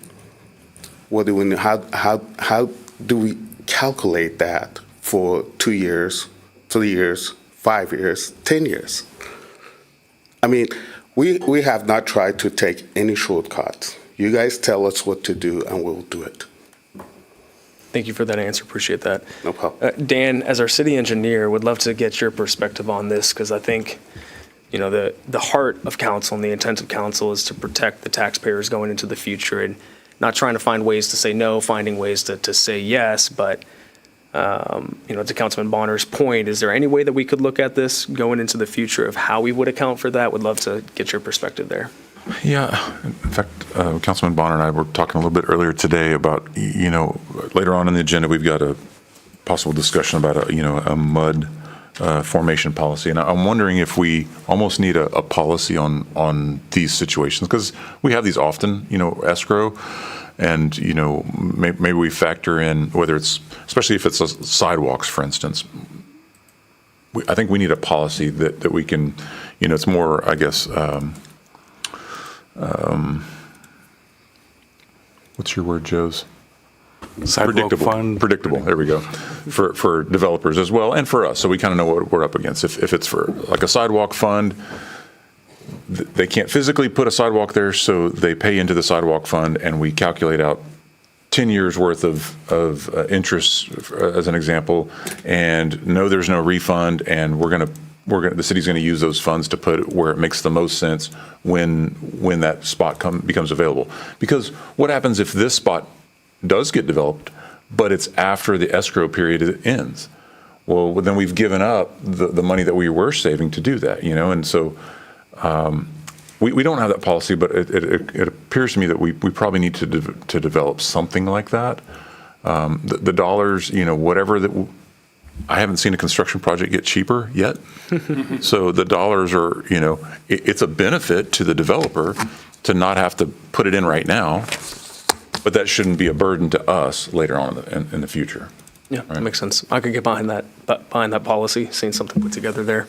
Those are all the questions that I have. Thank you, gentlemen. I appreciate that. But let's see, there may be more from council. He has plans to start construction immediately, correct? Well, hopefully. Yeah. I believe we have one more permit to get, and we're ready to start construction, so. Well, we're excited. Good things come to those who wait, right? Yes, sir. Awesome. Thank Any you. other comments or questions from? 2 years. A little bit there. Councilwoman? Yeah, I actually was thinking about you guys and the ER because you guys came, we gave you a hard time, really hard time, and then we went ahead and we approved it. We finally were on board. And, you know, we even gave another ER a hard time because we're like, there's one coming in right down the street.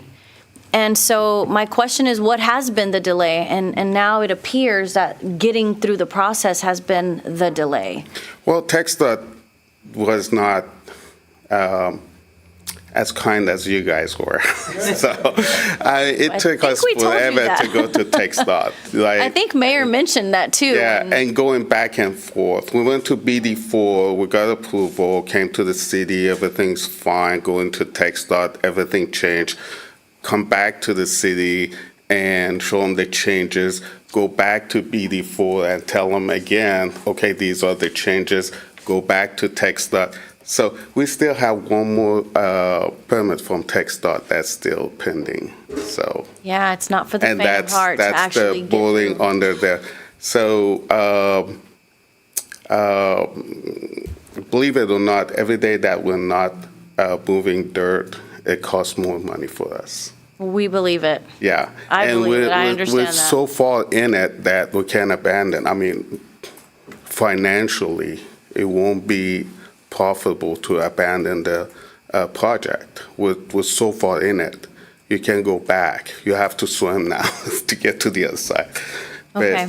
But we'll get there. So with that being said, if council moves forward on this, what are your expectations? What are you guys looking at? To start, I'm really hoping for December. To break ground? Yes, ma'am. I mean, if we don't break ground in December, and if TxDOT doesn't give us by December, doesn't give us the okay, and the city doesn't give us, I'll be a little bit heartbroken. It's costing money now, you know. Well, Manvel isn't cheap. No one's moving here to No. save money. I'll tell But you it's that. worth it. It's worth it. Okay. The part of the problem was, I'm not going to sugarcoat it. I mean, we made the mistake buying that piece of land. We should have bought another piece of land. But again, we bought what we could afford. So we could have gone across the street and buy something for $2 million, but we didn't have $2 million. So that's part of it. I mean, I don't think he has ever worked any harder on any project. We hear that a lot here. So. We hear that a lot. All right, thank you, Mr. Bashiri. Councilwoman. Thank you. Councilman Bonner? Okay. Do I have a motion for this agenda item? I'll make a motion to approve with conditions. Good. Good job there. I was wondering if the main motion was going to remember the conditions. That was great. Okay, do I have a second for that motion? We have a second from Councilman Oplager. All those in favor? All those opposed? Motion passes unanimously 7-0. Congratulations, guys. Looking forward to seeing you move forward. Hopefully, next time we see you is at the groundbreaking or the ribbon cutting, not here, right? All right. Council, we now have agenda item number 4, which is consideration and possible action to approve on first reading ordinance 2025-0-35. Ms. Rosie, I believe you've got this one for us here. Or Rosie's looking at Dan with her eyebrows raised, so maybe this is managed. I can start it off. So you'll recall. Real quick question, Dan. Would it be beneficial to do 4 and 5 together? Or would you prefer that they are separate? Okay. Yes, we can do the discussion together for sure. Okay, so let me just read off the second one so we can get it open here. Consideration and possible action to approve the first of 2 readings of ordinance 2025-0-36. So you may recall when we were going through the budget process this year, the idea came about to transfer some funds from fund balance over to help out with one-time supplemental items.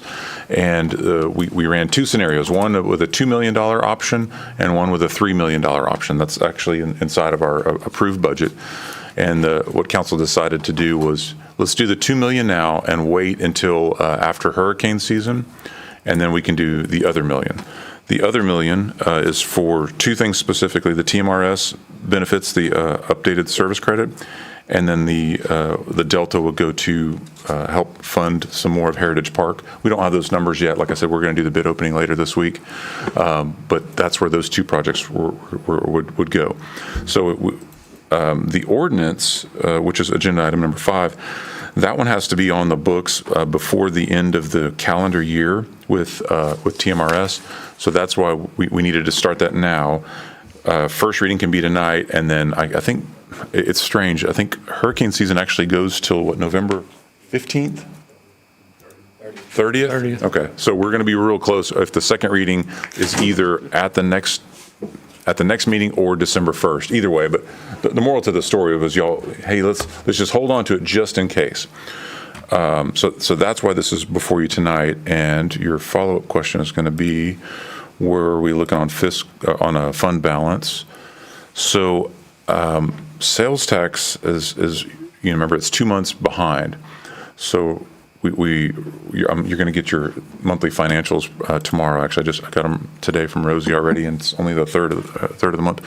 So we got them from last month, and we're already to the good about almost 1.8 million, because our revenues were $900,000 over, and our expenditures were 818 under. So with that 1.8, and assuming that we still see somewhere in the neighborhood of 600 for the next month, then that would put us at 2.4 to the good. So we're almost replenishing our fund balance of 3 million, which is fantastic. Now I know the idea was, well, the idea wasn't to just spend it, of course, but something more than the 90 days. But if it's less than the 50% or 180 days, then that's okay. So this would put us at 138 days. Is that right, Rosie? Right around that neighborhood. So the moral to the story is, if you still want to do this, the next $1 million that we had talked about during the budget process, it's okay to do that now. It looks like fund balance is still good. We haven't had to spend anything on hurricanes, so we're still being good stewards of the taxpayers' money. Awesome. Thank you, Dan. I want to kick us off with some questions here, and that's great to hear about the financial component of it. For Heritage Park, so we're being asked to transfer $300,000, but we don't quite yet know for what. We don't know what the actual costs are going to be. This is, maybe the hope was to have this on here because the bid was going to be open, but it's just kind of stacking that fund a little bit. Is that what I'm hearing? Yes, sir. If you recall, Heritage Park was really sort of almost an add to the original project that we went out for bonds was the City Hall expansion. And then instead of doing a parking lot, the question came about, hey, what if? Could we do that as a park instead of a parking lot? All things are possible through Christ who gives me strength. But how do we get there, right? Anyway, we don't know what those numbers are just yet. And so we know that it's going to be more than zero, to add the park components. We've got estimates from the architect, but my genuine hunch is that we're still going to have to add something to it once we get the final numbers. Okay, sounds good. And I appreciate staff bringing back forward, especially the TMRS piece. We talked about that, and we wanted to wait till afterwards and being proactive and bringing that forward. A few questions that I have, considering Chief said that we're inundated with applications right now, people want to come to the city. Are we having any data that shows us that our current retirement plan, it has negatively affected retainment or recruitment? Excuse me, I'll answer that one. No, as far as the retirement plan is concerned, we've not received anything negative. In fact, of our benefit package right now, I haven't had a single person that's left because of negative issues concerning benefits. Well, that's great to hear. How many employees let's focus on this one-time transfer first, because this is a little bit more than just a one-time transfer. How many employees are going to see a meaningful benefit from this change? Do we have the employee count and a breakdown of who's going to get what? So it won't. No one will see it immediately. It won't be until they retire. Correct. Well, what I mean is their account's going to go up. Their retirement account's going to go up. Do we have a breakdown of who and what? No, we don't. That would have to be through TMRS. We just have the bulk of numbers. Okay. Because the way this program's structured, like I said during the budget, I have fundamental disagreements with how the state has structured the updated service credit. Because this is rewarding higher paid employees. Is that incorrect? It actually rewards all employees because even the mid-level to lower levels, they start at one rate, and by the time they retire, they're at another rate. So it makes up that discrepancy so that they can retire reasonably with what they're earning currently and not 10, 20 years ago. Okay. Now, this is what's before us. And thank you for that answer, Rosie. And that's important to hear. I would love to see the breakdown of how many actual employees and what the average dollar is per employee, because we need to make sure that, it does positively impact all employees. But what I see here in this packet, this is not just a one-time. This is adopting us doing this on an annual basis moving forward. Is that correct? Yes. Okay. So it is. Okay. So what is the projected long-term cost to the city if this becomes an annual update?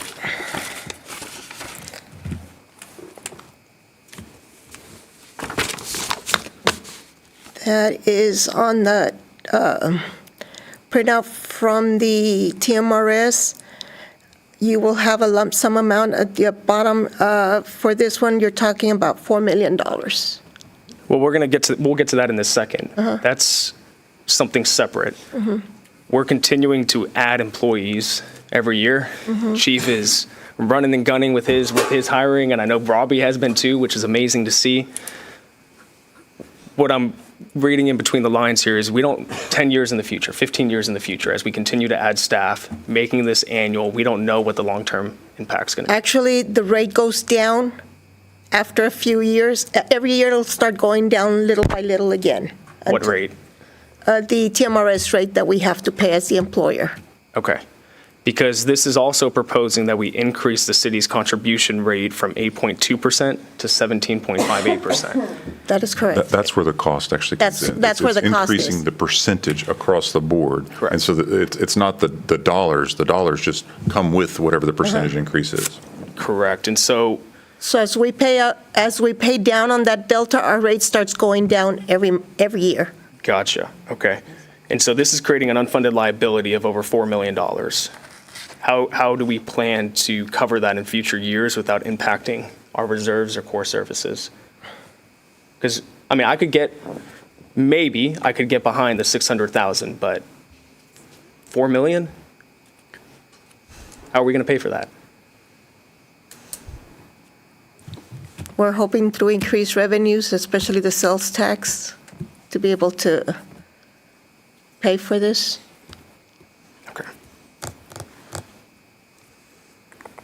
Okay. Can I ask a question that goes along with your question? Yeah, absolutely. Go ahead. So if you're saying this is going to be every year now, and this was a policy to do that, how did it get behind? What do you mean, how did it get behind? Well, we're playing catch-up right now. If and when we adopt the COLA benefit, yes, we're going to have to play catch-up. Again. So we're playing catch-up right now. If we stayed at the 8.2%, we'd be about, based on the data sheet that we have, which is the comparison of optional plans, we're right now, with the 8.2, we're $618,947 behind. And staff is proposing that we catch that up. But it wasn't behind last year. It was behind last year too, but not as much. So if you adopt it annual moving forward, you'll never be behind. But not only is this proposing that we make it annual moving forward so we're never behind, but this is also proposing that we increase the rate by more than double, which actually now makes us even further behind by $4 million. What's the option? Right now, the option is you don't do it. So I will tell you in Brazoria County, Alvin, Angleton, Brazoria, Clute, Freeport, Iowa Colony, Lake Jackson, Oyster Creek, Pearland, Richwood, Sweeney, and West Columbia all participate in this program. The only ones that don't, Danbury, Jones Creek, Liverpool, us, Quintana, and Surfside, so the much, much smaller cities. In Galveston County, Clear Lake Shores, Dickinson, Friendswood, Hitchcock, Lamarck, League City, Santa Fe, Texas City, all of those do. Bayou Vista, Jamaica Beach, Kemah, and Tiki Island do not, again, the smaller ones. So I don't think people, to Chad's point, I don't think people are leaving the city for that specific thing. But when it comes time to retirement, when they're actually thinking about it, we just don't have that many people that are don't look at me, Chief, that many people that are thinking about retirement at this present time. But that's when it really comes into play. So, May I? Well, just one other question here. And Councilman, if you're good, I'd like to, okay. Yeah, I was just trying to get some clarity there. Absolutely. I'll kind of ask this. I'm curious, maybe Manager Dan, you can answer this, or Chad, and then Councilwoman, we'll turn it over to you. But this is a big ask, and this is more than what we talked about during the budget. What is, we're talking a lot about KPIs now. We're talking a lot about data. So what's the measurable ROI on this investment? Knowing that we're having a ton of people still coming to the city from other cities that actually have this retirement benefit. They're coming here to Manvel because our total compensation package is phenomenal. So if we're saying the taxpayers are going to have to take this on, what is the ROI that they get when if we were leaking employees and they were leaving to go elsewhere, I can understand, hey, we've got to do something. We've got to figure something out. Maybe this is it, maybe it's something else, but that's not happening. So I'm wondering why it's not just the one-time ask, but now it's doing it every year, and it's also increasing it to a deficit or unfunded liability of $4 million. What's that ROI that our taxpayers will get? You don't have an ROI. I'm asking staff right now. Yeah, I really don't have an ROI on that. What I can say is that 4 or 5 years ago, we were having problems because of what we offered for our benefits. So we upped the game. We brought in next level urgent care. We brought in the dependent care as far as after 1 year of service, we're paying for 50%. After 3 years of service, we're paying 100%. The other cities are catching wind of what we're doing. Right now, we're ahead. 2 or 3 years from now, we may not be. So I can't sit here and say that, yes, we're losing employees now, but there is a good chance that as we continue to grow and other cities continue to up their benefits game to go to where we're at now, then there's a possibility that this will be a problem that we'll deal with. But if you're asking me right now, I just don't have any key points to give you. That's really good, Chad. That's a good perspective, and that's a very valid argument to make as to why to do this, without knowing what the long-term impact's going to be, even 10, 15 years down the road, which employees are going to get the funding now. I have continued questions, but I think, Chad, to your point, this is my hesitation towards this is not anti-employee. I think all of us have shown, department heads have shown, council has shown, the public has shown, we want to take care of our city employees. We want to take care of them now. We want to take care of them in the future too. I just have hesitation around this specific component of how we support our employees. But Rosie, thank you for answering the questions. Chad, thank you for providing that perspective. It's appreciated. Councilwoman? Thank you. So I understand the question, and I think that looking for an ROI is a responsible way to look at it, Dan. And so Mayor Dan, sorry. So I understand the question. However, understanding employees and retention and culture, oftentimes you don't get that ROI instantaneously because it's not a measurable outcome right away. It's an incentive that is created. So in the long term, you create a long-term culture, which we've done. This council has done that, right? In the last 3 years. He has said it, like our culture has shifted here, and it does start with those things that we've made those impacts for, is the benefits, the retention, the leadership, us showing them their value. So I totally get that. Now my question is more so along the lines of, and I know this because from data and research of working with certain clients, is we're seeing now more and more where in the 80s, 90s, and early 2000s, big corporations incentivized employees to stay long-term. And it was with pension plans, and it was with big benefits and retirement packages because they really wanted to keep their workforce secure and stable. What I'm seeing nowadays is that that's changing. The amount of people that actually stay long-term is dwindling down because of the jumping a job for more experience or money, or we have bad businesses that go out of business and they're forced to be back into the workforce. So I say that to say this. At the end of the day, I believe that whatever it looks like to protect Manvel's employees, the culture, because it's an entity, right? And it starts with the people here and the people that we attract. I think that I think the question is valid. How are we we're playing catch up. That's a very valid question. Now, can we measure that scientifically right away? Maybe not, but maybe long term, yes. The real question is how many employees are actually planning on staying here the long term? Do we have that? Have we done a survey? And are we set up in a way to facilitate that, to keep people here more than 15, 20 years? And if we do, let's just go with this number. If 20% of our workforce intends to stay here and retire, how does that affect that number? Do we still have to allocate the entire amount for all employees? Or how does that work with the employees signing up for it and utilizing that? That rate and that amount starts to go up or down depending. If employees leave before the 5 years when they're vested, that number drops. Okay. If they go after the 5 years, but then they pull out their money, that number drops. It's because we're matching right now for every single employee as we're going. It's like a 401k. Exactly. It's just different. It's just through the state. Yes. Gotcha. Okay, so with that being said, what is the real number? So we're talking to catch up over the long term. If every employee participated, that would equate to 4 million. Exactly. That's their projection. And of course, it's a moving target because, we just we're adding 13 more people. So every year that we wait, it's just the number, if we're ever going to do it, the sooner you jump in and get the catch up, especially the COLA, get that caught up, then at least it'll be more manageable, from this point on.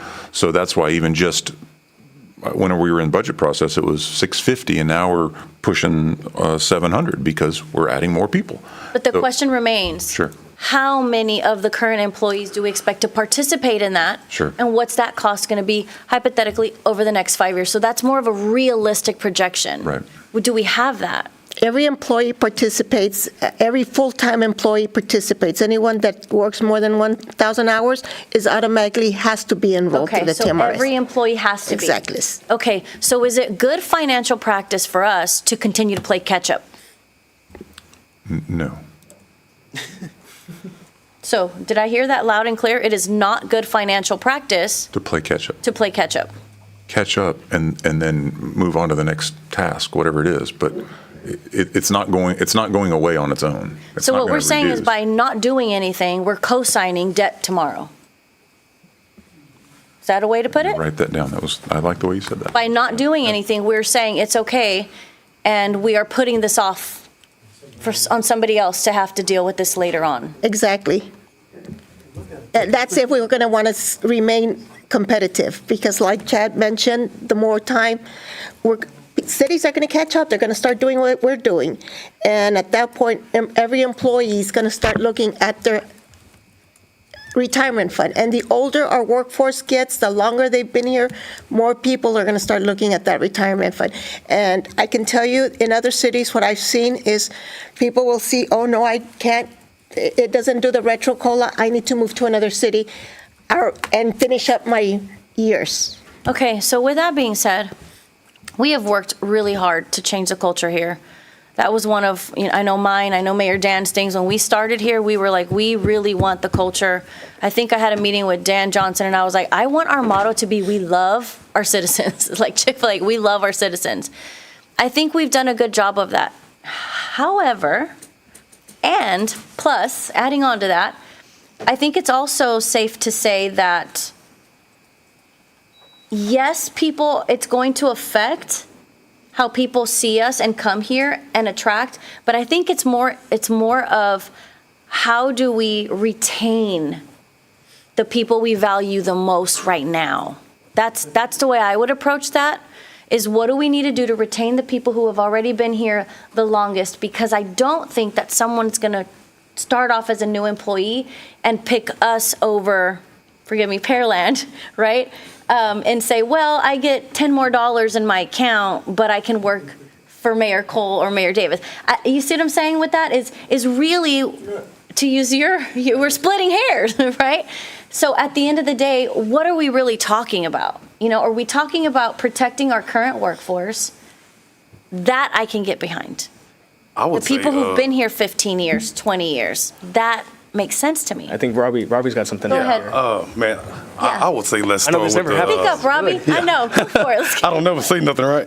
But I would start with the vested employees. The vested employees. Yeah, the guys that's been there for over 5 years. I would start with that number. So what you're saying is that those are the people we're speaking of, is the people who've already been here 5 years. They've been here through the roughness, and now they're getting to benefit the good of being here. Right. But somebody that started 6 months ago, or a year ago, I wouldn't invest in that yet, because they're not guaranteed to be here or whatever. But if you already invested But if somewhere- we do this, it goes for everyone. Right. However, we have to make the decision mainly for those who are here and those on your team who have been here longer, that will look at that statement and say, hey, I don't plan on leaving, right? But we should. So the financial thing and the responsible thing is really to do the right thing. So I don't know. I don't know what the solution is when it comes to if that's even a real number, the 4 million, if it's just projected or. It's a projection. It's a projection. Because you can't really calculate the true number because it's a moving target.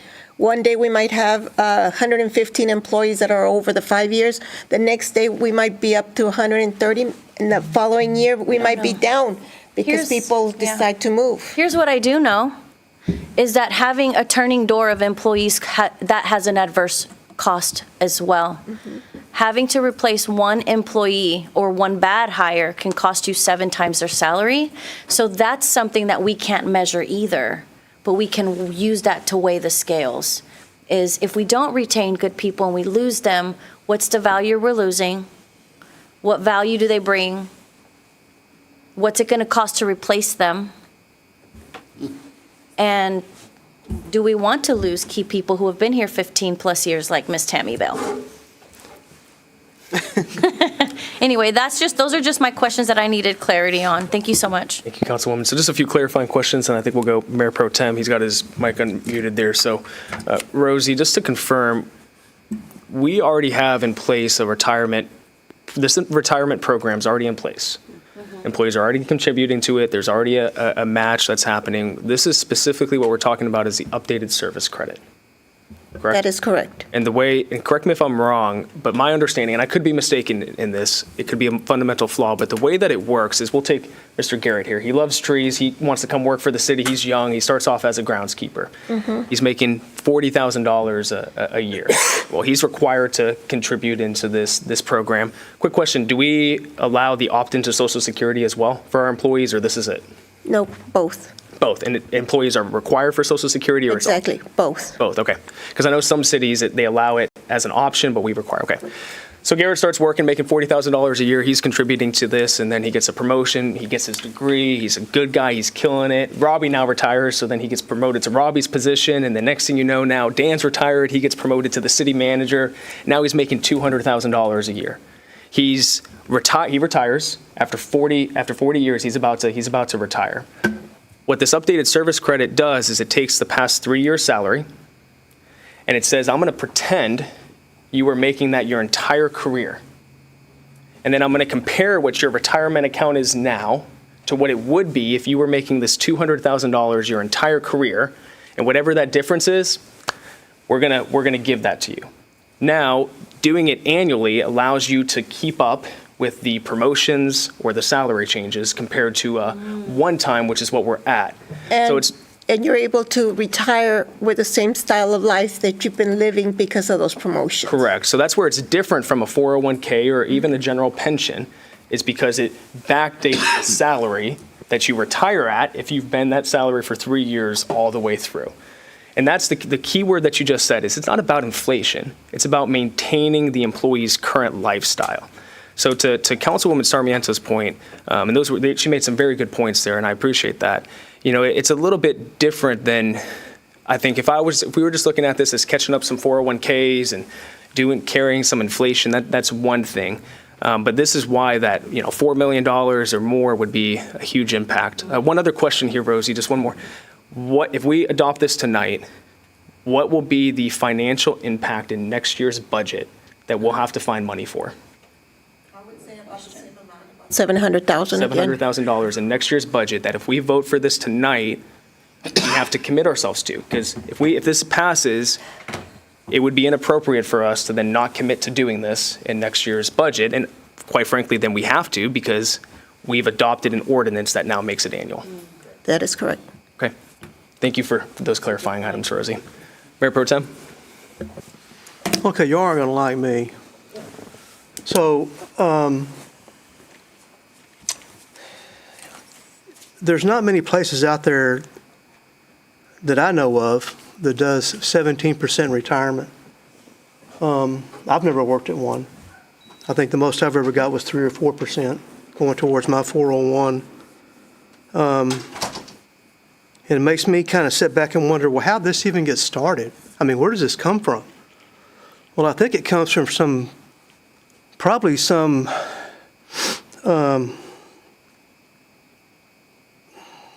city somewhere that said, you know what, we can tap into the city taxes, and we can take care of our employees better because our citizens are paying money into the city taxes, and we're going to go ahead and jack up these retirement numbers for our citizens, for our employees. And then it became a battle between cities. Okay, well, they're doing that. If they don't do it here, I'm going to go over there. And then it just grows and grows. I'm sorry, I've never heard of a 17% retirement given to an employee. And Rosie, on the maintaining the current lifestyle, I would imagine the majority of people, when they retire, they don't maintain their current lifestyle. They look at their 401 that they've collected their entire life. They look at their Social Security, and their lifestyle gets adjusted. So it's really hard for me to say that I'm going to make sure that someone who was a groundskeeper 20 years ago and now is a director of the city or whatever, I'm going to make sure that he gets that money that we think he would have had over the course of the 20 years or whatever. That is a tough pill to swallow. I think 8% contribution is a pretty good contribution, just from the standard. I've had a few jobs. Just from the standard, what employees normally give, and employers normally give to their employees. So this is a tough one for me, and I'm sorry.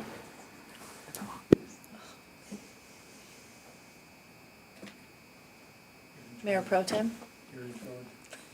You're in charge. Anybody have anything else to say? I have a question. Wait. Oh, you're going. Sorry. You know, Go ahead. I had like 3 questions, but I have forgot most of them by now.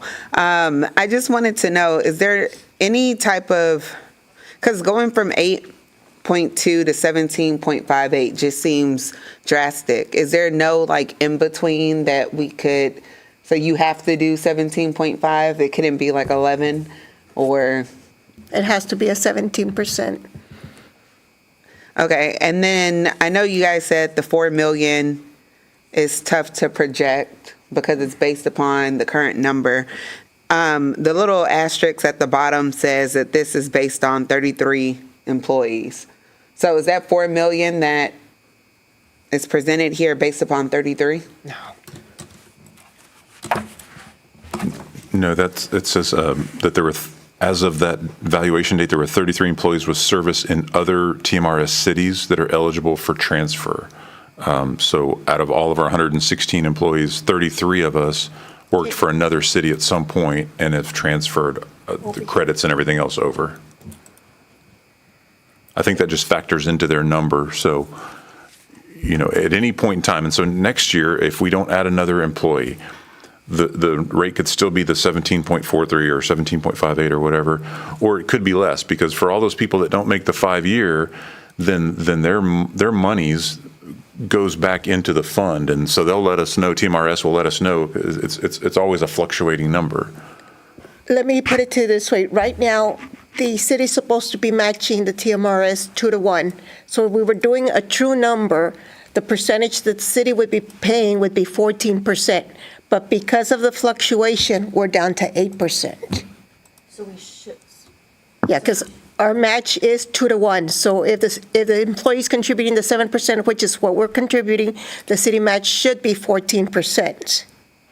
But because of changes in people leaving, not completing their 5 years, not retiring with TMRS, it's gone down to 8%. So just so I understand, so I know you guys said it's not the same as 401k, but most corporations I've worked at, it's like they'll match the employee up to 5%, and then you can, send over at least 10% for tax deductions, et cetera, but they'll match you up to 5%. So this is saying, we'll just match you 2-to-1 to whatever it is that you give. No, it's only up to 7%. You have to, TMRS, it's either 7% or up to 7%, or now they just moved it up to 8%. But it would take an ordinance for us to change that percentage also. Rosie, just a clarification there. Is that 7%? That's the employee contribution Yes. rate? That's not the city's contribution? The city's contribution rate is 2-to-1, so it should have been 14%, but because of people that quit, that don't retire with TMRS, that pull out their money early, it goes down to 8%, 8-point-something%. Yeah. If I could, Mayor, whenever you stepped out, that was a really good point that you just made. So it should be 14%. That's already been decided years ago by previous councils. So that number that we're talking about under that first column there, where it's 8.2% that you were talking about, Mayor Pro Tem, instead of 14%, right now it's only 8% because we haven't had people staying 5 years consistently. So now, in order to catch up, we're going to be a little bit over that 14%. We're going to be 17.5% until we catch up, and then it should come back down to that 14%, or maybe even less. It kind of depends. Sorry, it just all came together for me as you started talking. So when you say 2-to-1, so if one of my jobs, or my job, says we'll match you up to 5% of whatever. So if I put, I'm just throwing out something, $5,000, they'll put $5,000. But we're doing double the amount. Mm-hmm. Okay. Yeah, so I contribute $5,000 and my job contributes $10,000. Okay. I think the councilwoman wants a job with the city now. So for my clarification purposes, before I saw that drastic change, my question now is, so it's 8% now because we're behind, right? Because we weren't staying on track. So from 8%, when you say it should be 17%. 14%. Okay, why is it 17% here? That is to fund. Is that a different option for 2026? No. We have currently, our retirement fund is approved for 2-to-1 at a 7% rate. After 5 years? No. From day one? From day one. But if the employee does not get vested and they quit the city and they pull out their money, they do not get the match of the employer.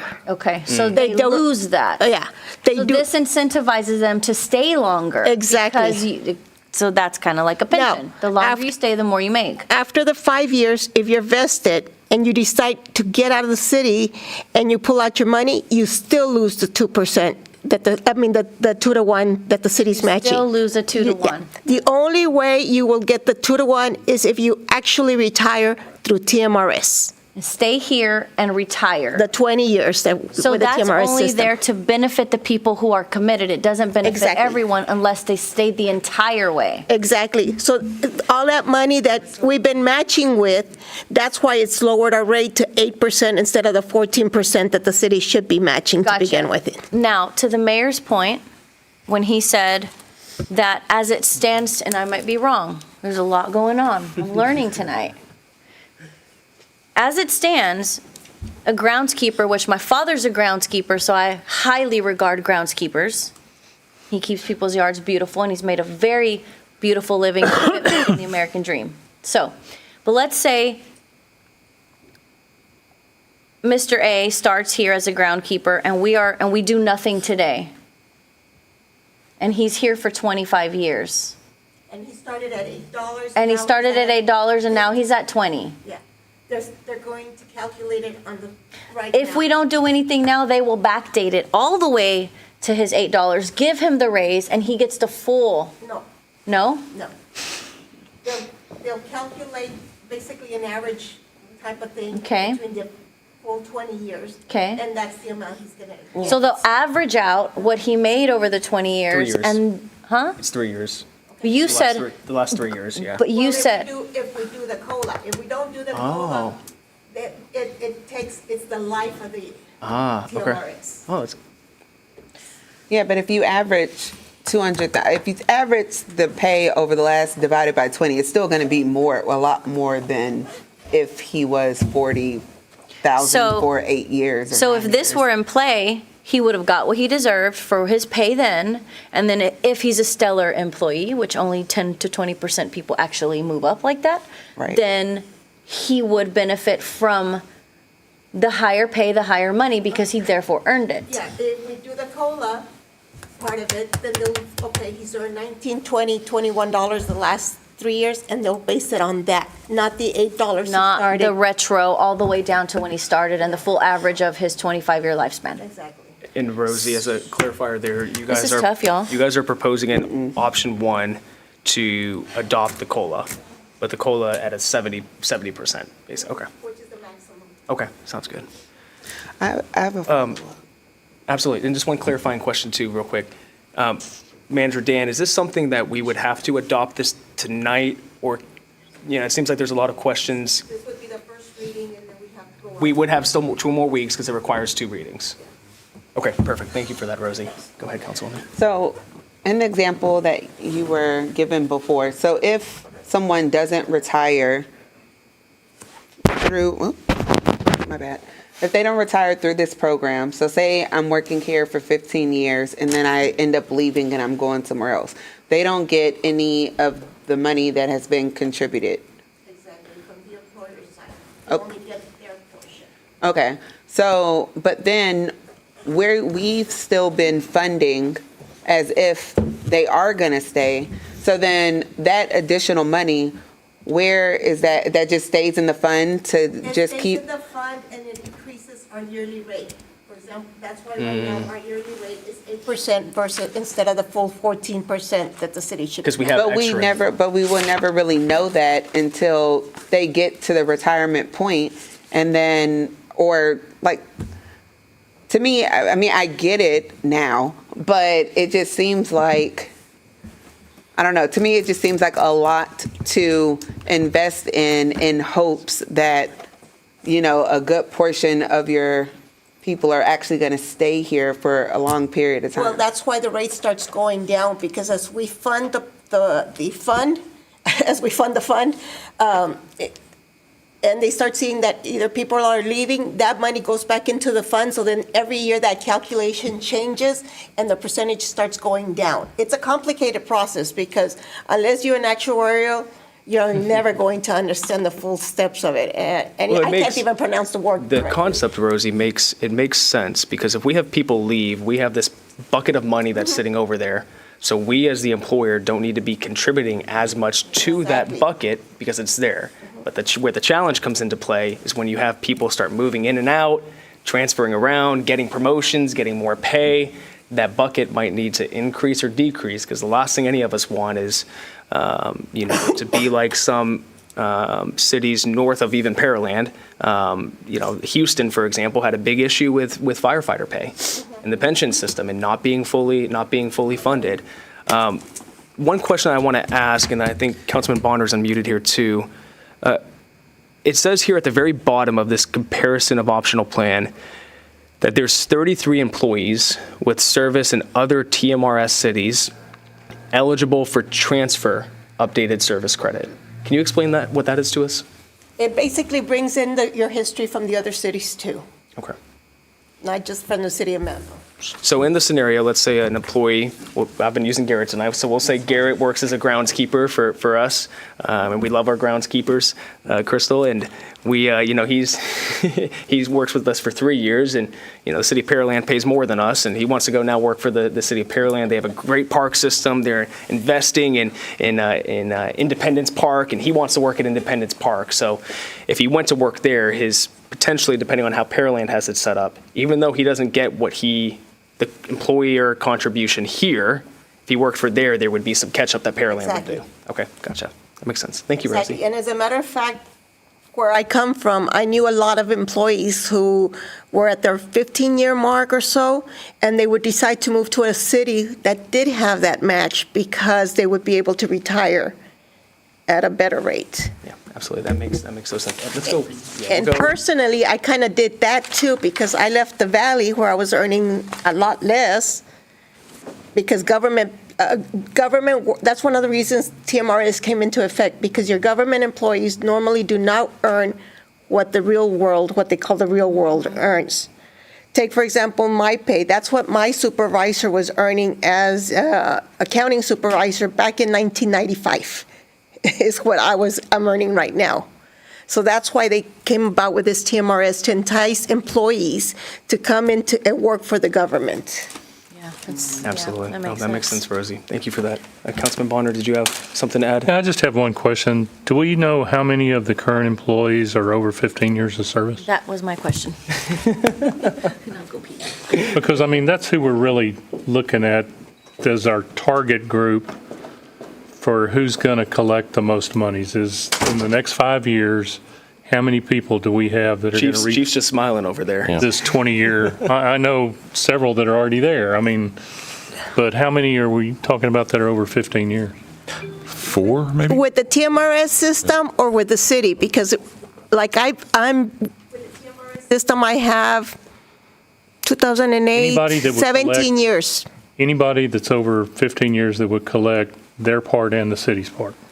That would probably be about 10. I want to say about 5 or 7 folks. No, And that's with the city, but as far as total TMRS that would go into the retirement fund, for example, I have 17 years with this TMRS system, so I'm eligible for retirement whether when I turn 60 or when I complete my 20 years, which would be in 2 years later. I don't have an accurate number. And do I understand that the 33 people that have worked for other systems, Higher. the 33 people that are on your list that have worked in other systems, Yes. when you came to this system, I hate to make this personal, but does your money transfer that was in the other city's system with you into our fund? My contribution, yes. That's what I'm talking about. Yes. But not the city's portion. No. It stays. Same way with us. If somebody leaves to go to follow Mayor Cole, their money stays here. Our money portion stays here. And the city where I worked from, at that point, their rate decreased because I Right. left. Understand that. Now they had your money sitting there. So, what I was kind of getting at with all this is we're talking about less than 3% of our employees Well, if it's 33 employees that came from other cities, odds are that at least 2/3 of those cities are close to their 20 years, probably, because we stay with the TMRS system, we follow it. That's the first thing I did. I looked to see, are they in the TMRS system before I even applied for the job.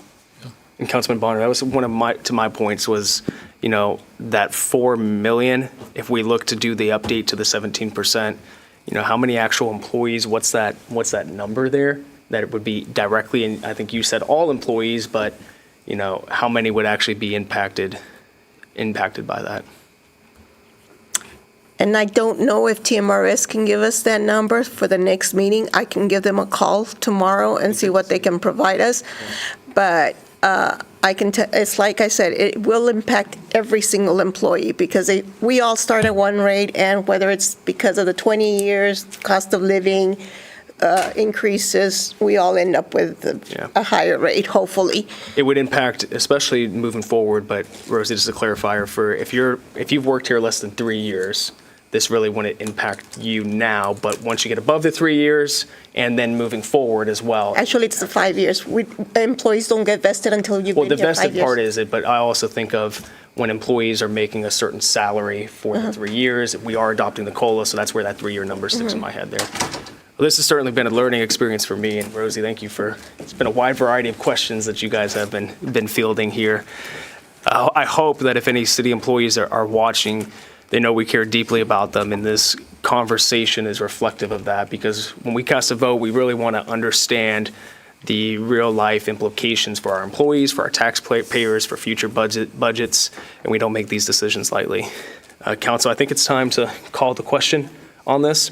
And so do I have a motion, and this is going to be for agenda item number 4 and agenda item number 5. Mayor, before we do that, what was the answer? 4. Which question? How many employees have been here 15 years or more, or even 10, do we know? It's not 100% clear as to who would be impacted by that number. They think maybe 5 or 7, but then there's others that work for other cities that their dollars are following them. So Rosie's going to work hard to get that before our next meeting, because this would require 2 readings. Okay, and then the other question that I have before we move to that motion is the number that we mentioned earlier, is that a very trustworthy number, $4 million that we're talking about, over a period of how long?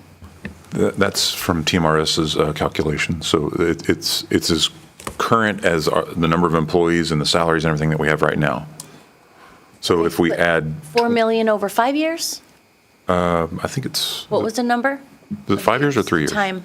I want to say it's 5 years, but I can double check tomorrow. Okay, and in a year from now, Mayor asked the budget that we need to account for in 1 year from now to be able to cover that was $700,000?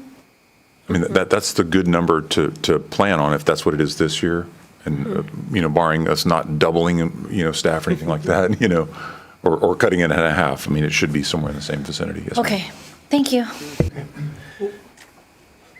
All right, this will be the last question, and then I'm going to call the question at that point. So we need to get to the 4 million, right? Is that my understanding? That's our target, to get to the 4 million? No, it all depends on how many employees retire with TMRS. Okay, like right now, because we're saying, okay, next year we got to put in 700,000. Mm-hmm. Okay, that's 2026. What about 2027? It could go down to 550,000. That's the discussion I'm going to have with TMRS to see how soon our rate will start going down again. I want to see if they can predict that for us. Or it could go up if we hired a bunch more employees. Well, then where did the 4 million come from? But the percentage itself would still start going down because we're funding it more. The 4 million, that's their number. If everybody decided to retire, if every single person on staff decided to retire, that's how much we need to have in reserves. We don't have that much. They don't have that much. They've only got 600,000. So somehow or another, the delta has to be made up for the long. So that is the retirement account balance that we need if everybody retired. Yep. But gotcha. But not everybody will retire under. Everybody could retire tomorrow and drag their money in. Right. That's why it's extended over a period of time, and that amount of might fluctuate depending on the number of employees, depending on who stays. And who retires. Exactly. All right, guys, let's call the question here. Do I have a motion for agenda items number 4 and 5? Mayor, I'll make the motion to approve items 4 and 5. We have a motion from Councilman Oplager. Do I have a second? We have a second from Councilman Bonner. All those in favor?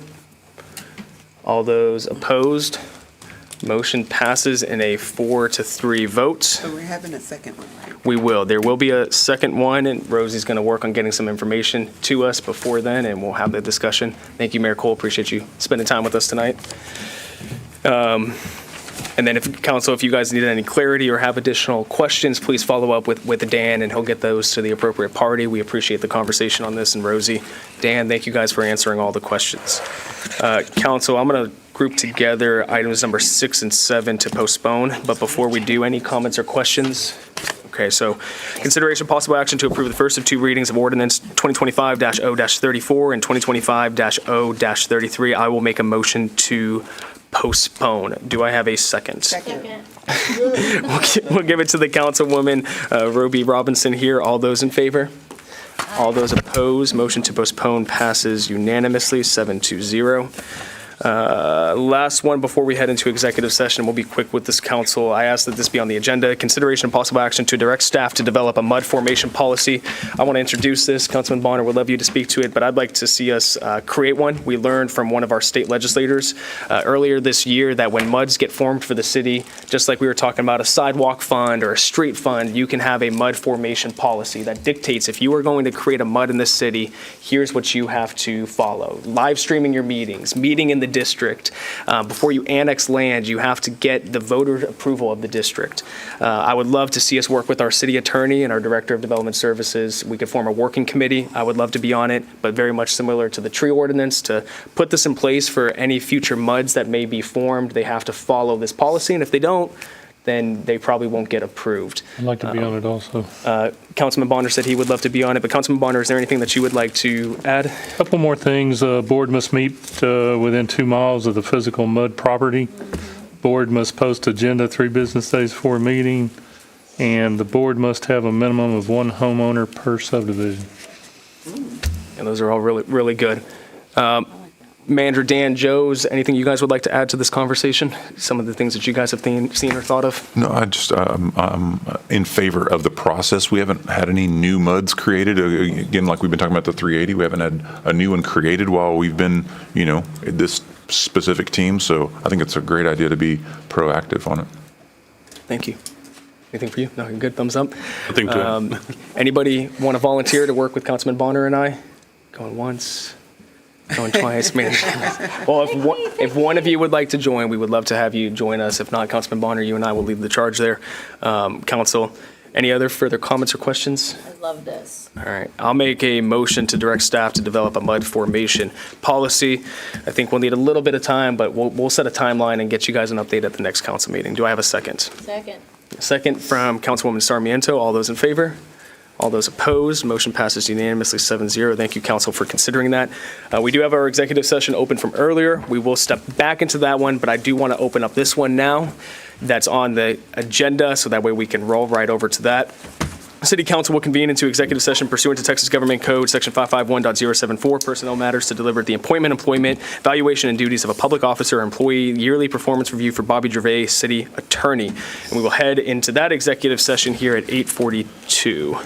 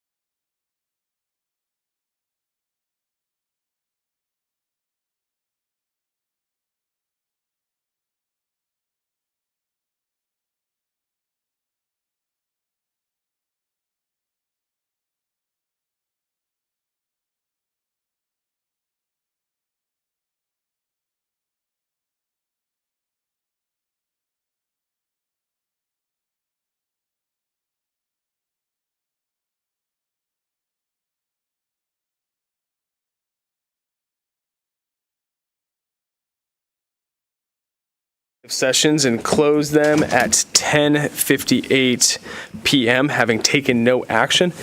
We now have regular agenda item number 9, consideration of possible action regarding compensation of the city attorney. Bobby, we appreciate your service to the city. We appreciate your engagement internally with staff, with council, but also externally with the community, how you always champion the city's causes, and you represent us very well. Council, any comments that you guys would like to make regarding this? And then I'll go ahead and make a motion. Hearing none, Council, I would like to make a motion for a one-time, a 5% incentive for continued future performance of our city manager. That 5% is based on the base. Oh, I said city manager? Oh, okay, sorry, city attorney. Sorry, guys, I'm tired. Dan's like, do I get 5% here? Sorry, guys, I am tired. This is based on the city attorney's base salary. Do I have a second for that confusing motion? We have a second from Councilwoman Sarmiento. All those in favor? All those opposed, motion passes unanimously 7-0. Thank you, Bobby. Looking forward to working with you over this next year. Mayor and council comments, just a few quick mayor comments. Election day is tomorrow. If you haven't voted yet, please make sure to get out and vote. I also want to express my appreciation, Dan, again to you for that grant coming forward. You didn't have to do that, but thank you for putting that on the agenda. Officer in IT that sit here behind the scenes and take care of us and make sure the city meetings are running smoothly. And I just want to make sure to give them a shout out and say thank you to them for the work that they do behind the scenes. Dan, did you have something you were pointing to? No, your mic went off for a second. Oh, it did? Okay, it's back on. Okay, cool. So that is all that I have. And David, I think you have an event coming up that might be good to let us know about. That's 2 Saturdays from now. We have our thank you. 2 Saturdays from now will be our 7th annual historic tree event for the Veterans Day. It's not actually on Veterans Day, but the public's invited. We've made several posts. We've been making some more posts. Garrett has been helpful on that. We will be raffling off 5 of Garrett's books. Probably one every half hour, something like that. We're going to have a bouncy house. We're going to have Roy Velasquez barbecue truck there. First 200 plates of food is free. And we're just time to rejoice and enjoy the trees and, you know. Can you take more than one plate or just one per person? Just asking for a friend. Everybody can have, you get one plate, but everybody else can, yeah. I'll donate 5 of my books also. There you go. Oh, okay, there you go. We'll go Councilman Oplager and then Councilman Bonner. All right, real quick. So the mayor and I have both sponsored for the Veterans Walk in Pearland this weekend. It addresses PTSD. You know, we had 20 years of conflict, armed conflict, so there's a lot of Afghan veterans and Iraq veterans that suffer from this. So I'm proud to sponsor that, as well as the mayor. The walk is at Pearland Auditorium, begins at registration 7:15. Walk starts at 8:30. So if you find yourself with nothing to do, come on out. Now that you're back, Tammy, I wanted to give you, there was some information we had talked about last meeting about council and this building getting together and trying to pick a family for Christmas. And I wanted to see if we could get that on the radar about trying to do something for that. And I've got some information I wanted to bring you about the Pearland Neighborhood Center, their food giveaway that they're going to have in December, because you have to register for that, I want to say by December 1st. But I'll get that information too, because it's for specifically Pearland, Manvel, and Alvin area. So. Thank you, Councilman. Any other? Oh, Councilman? I just wanted to piggyback off of what Mayor Pro Tem David Land said. It's at 11:30 a.m. For anyone still watching, November 15th, 11 a.m. So you want to see everybody there. Thank you. Thank you, Councilman. Just show up on Patterson, you'll see the trees. Yeah, You'll find it. All right. Hearing no other council or mayor comments, council, I'll make a motion to adjourn. Do we have a second? We have a second from Councilman Bonner. All those in favor? All those opposed? Motion passes unanimously 7-0.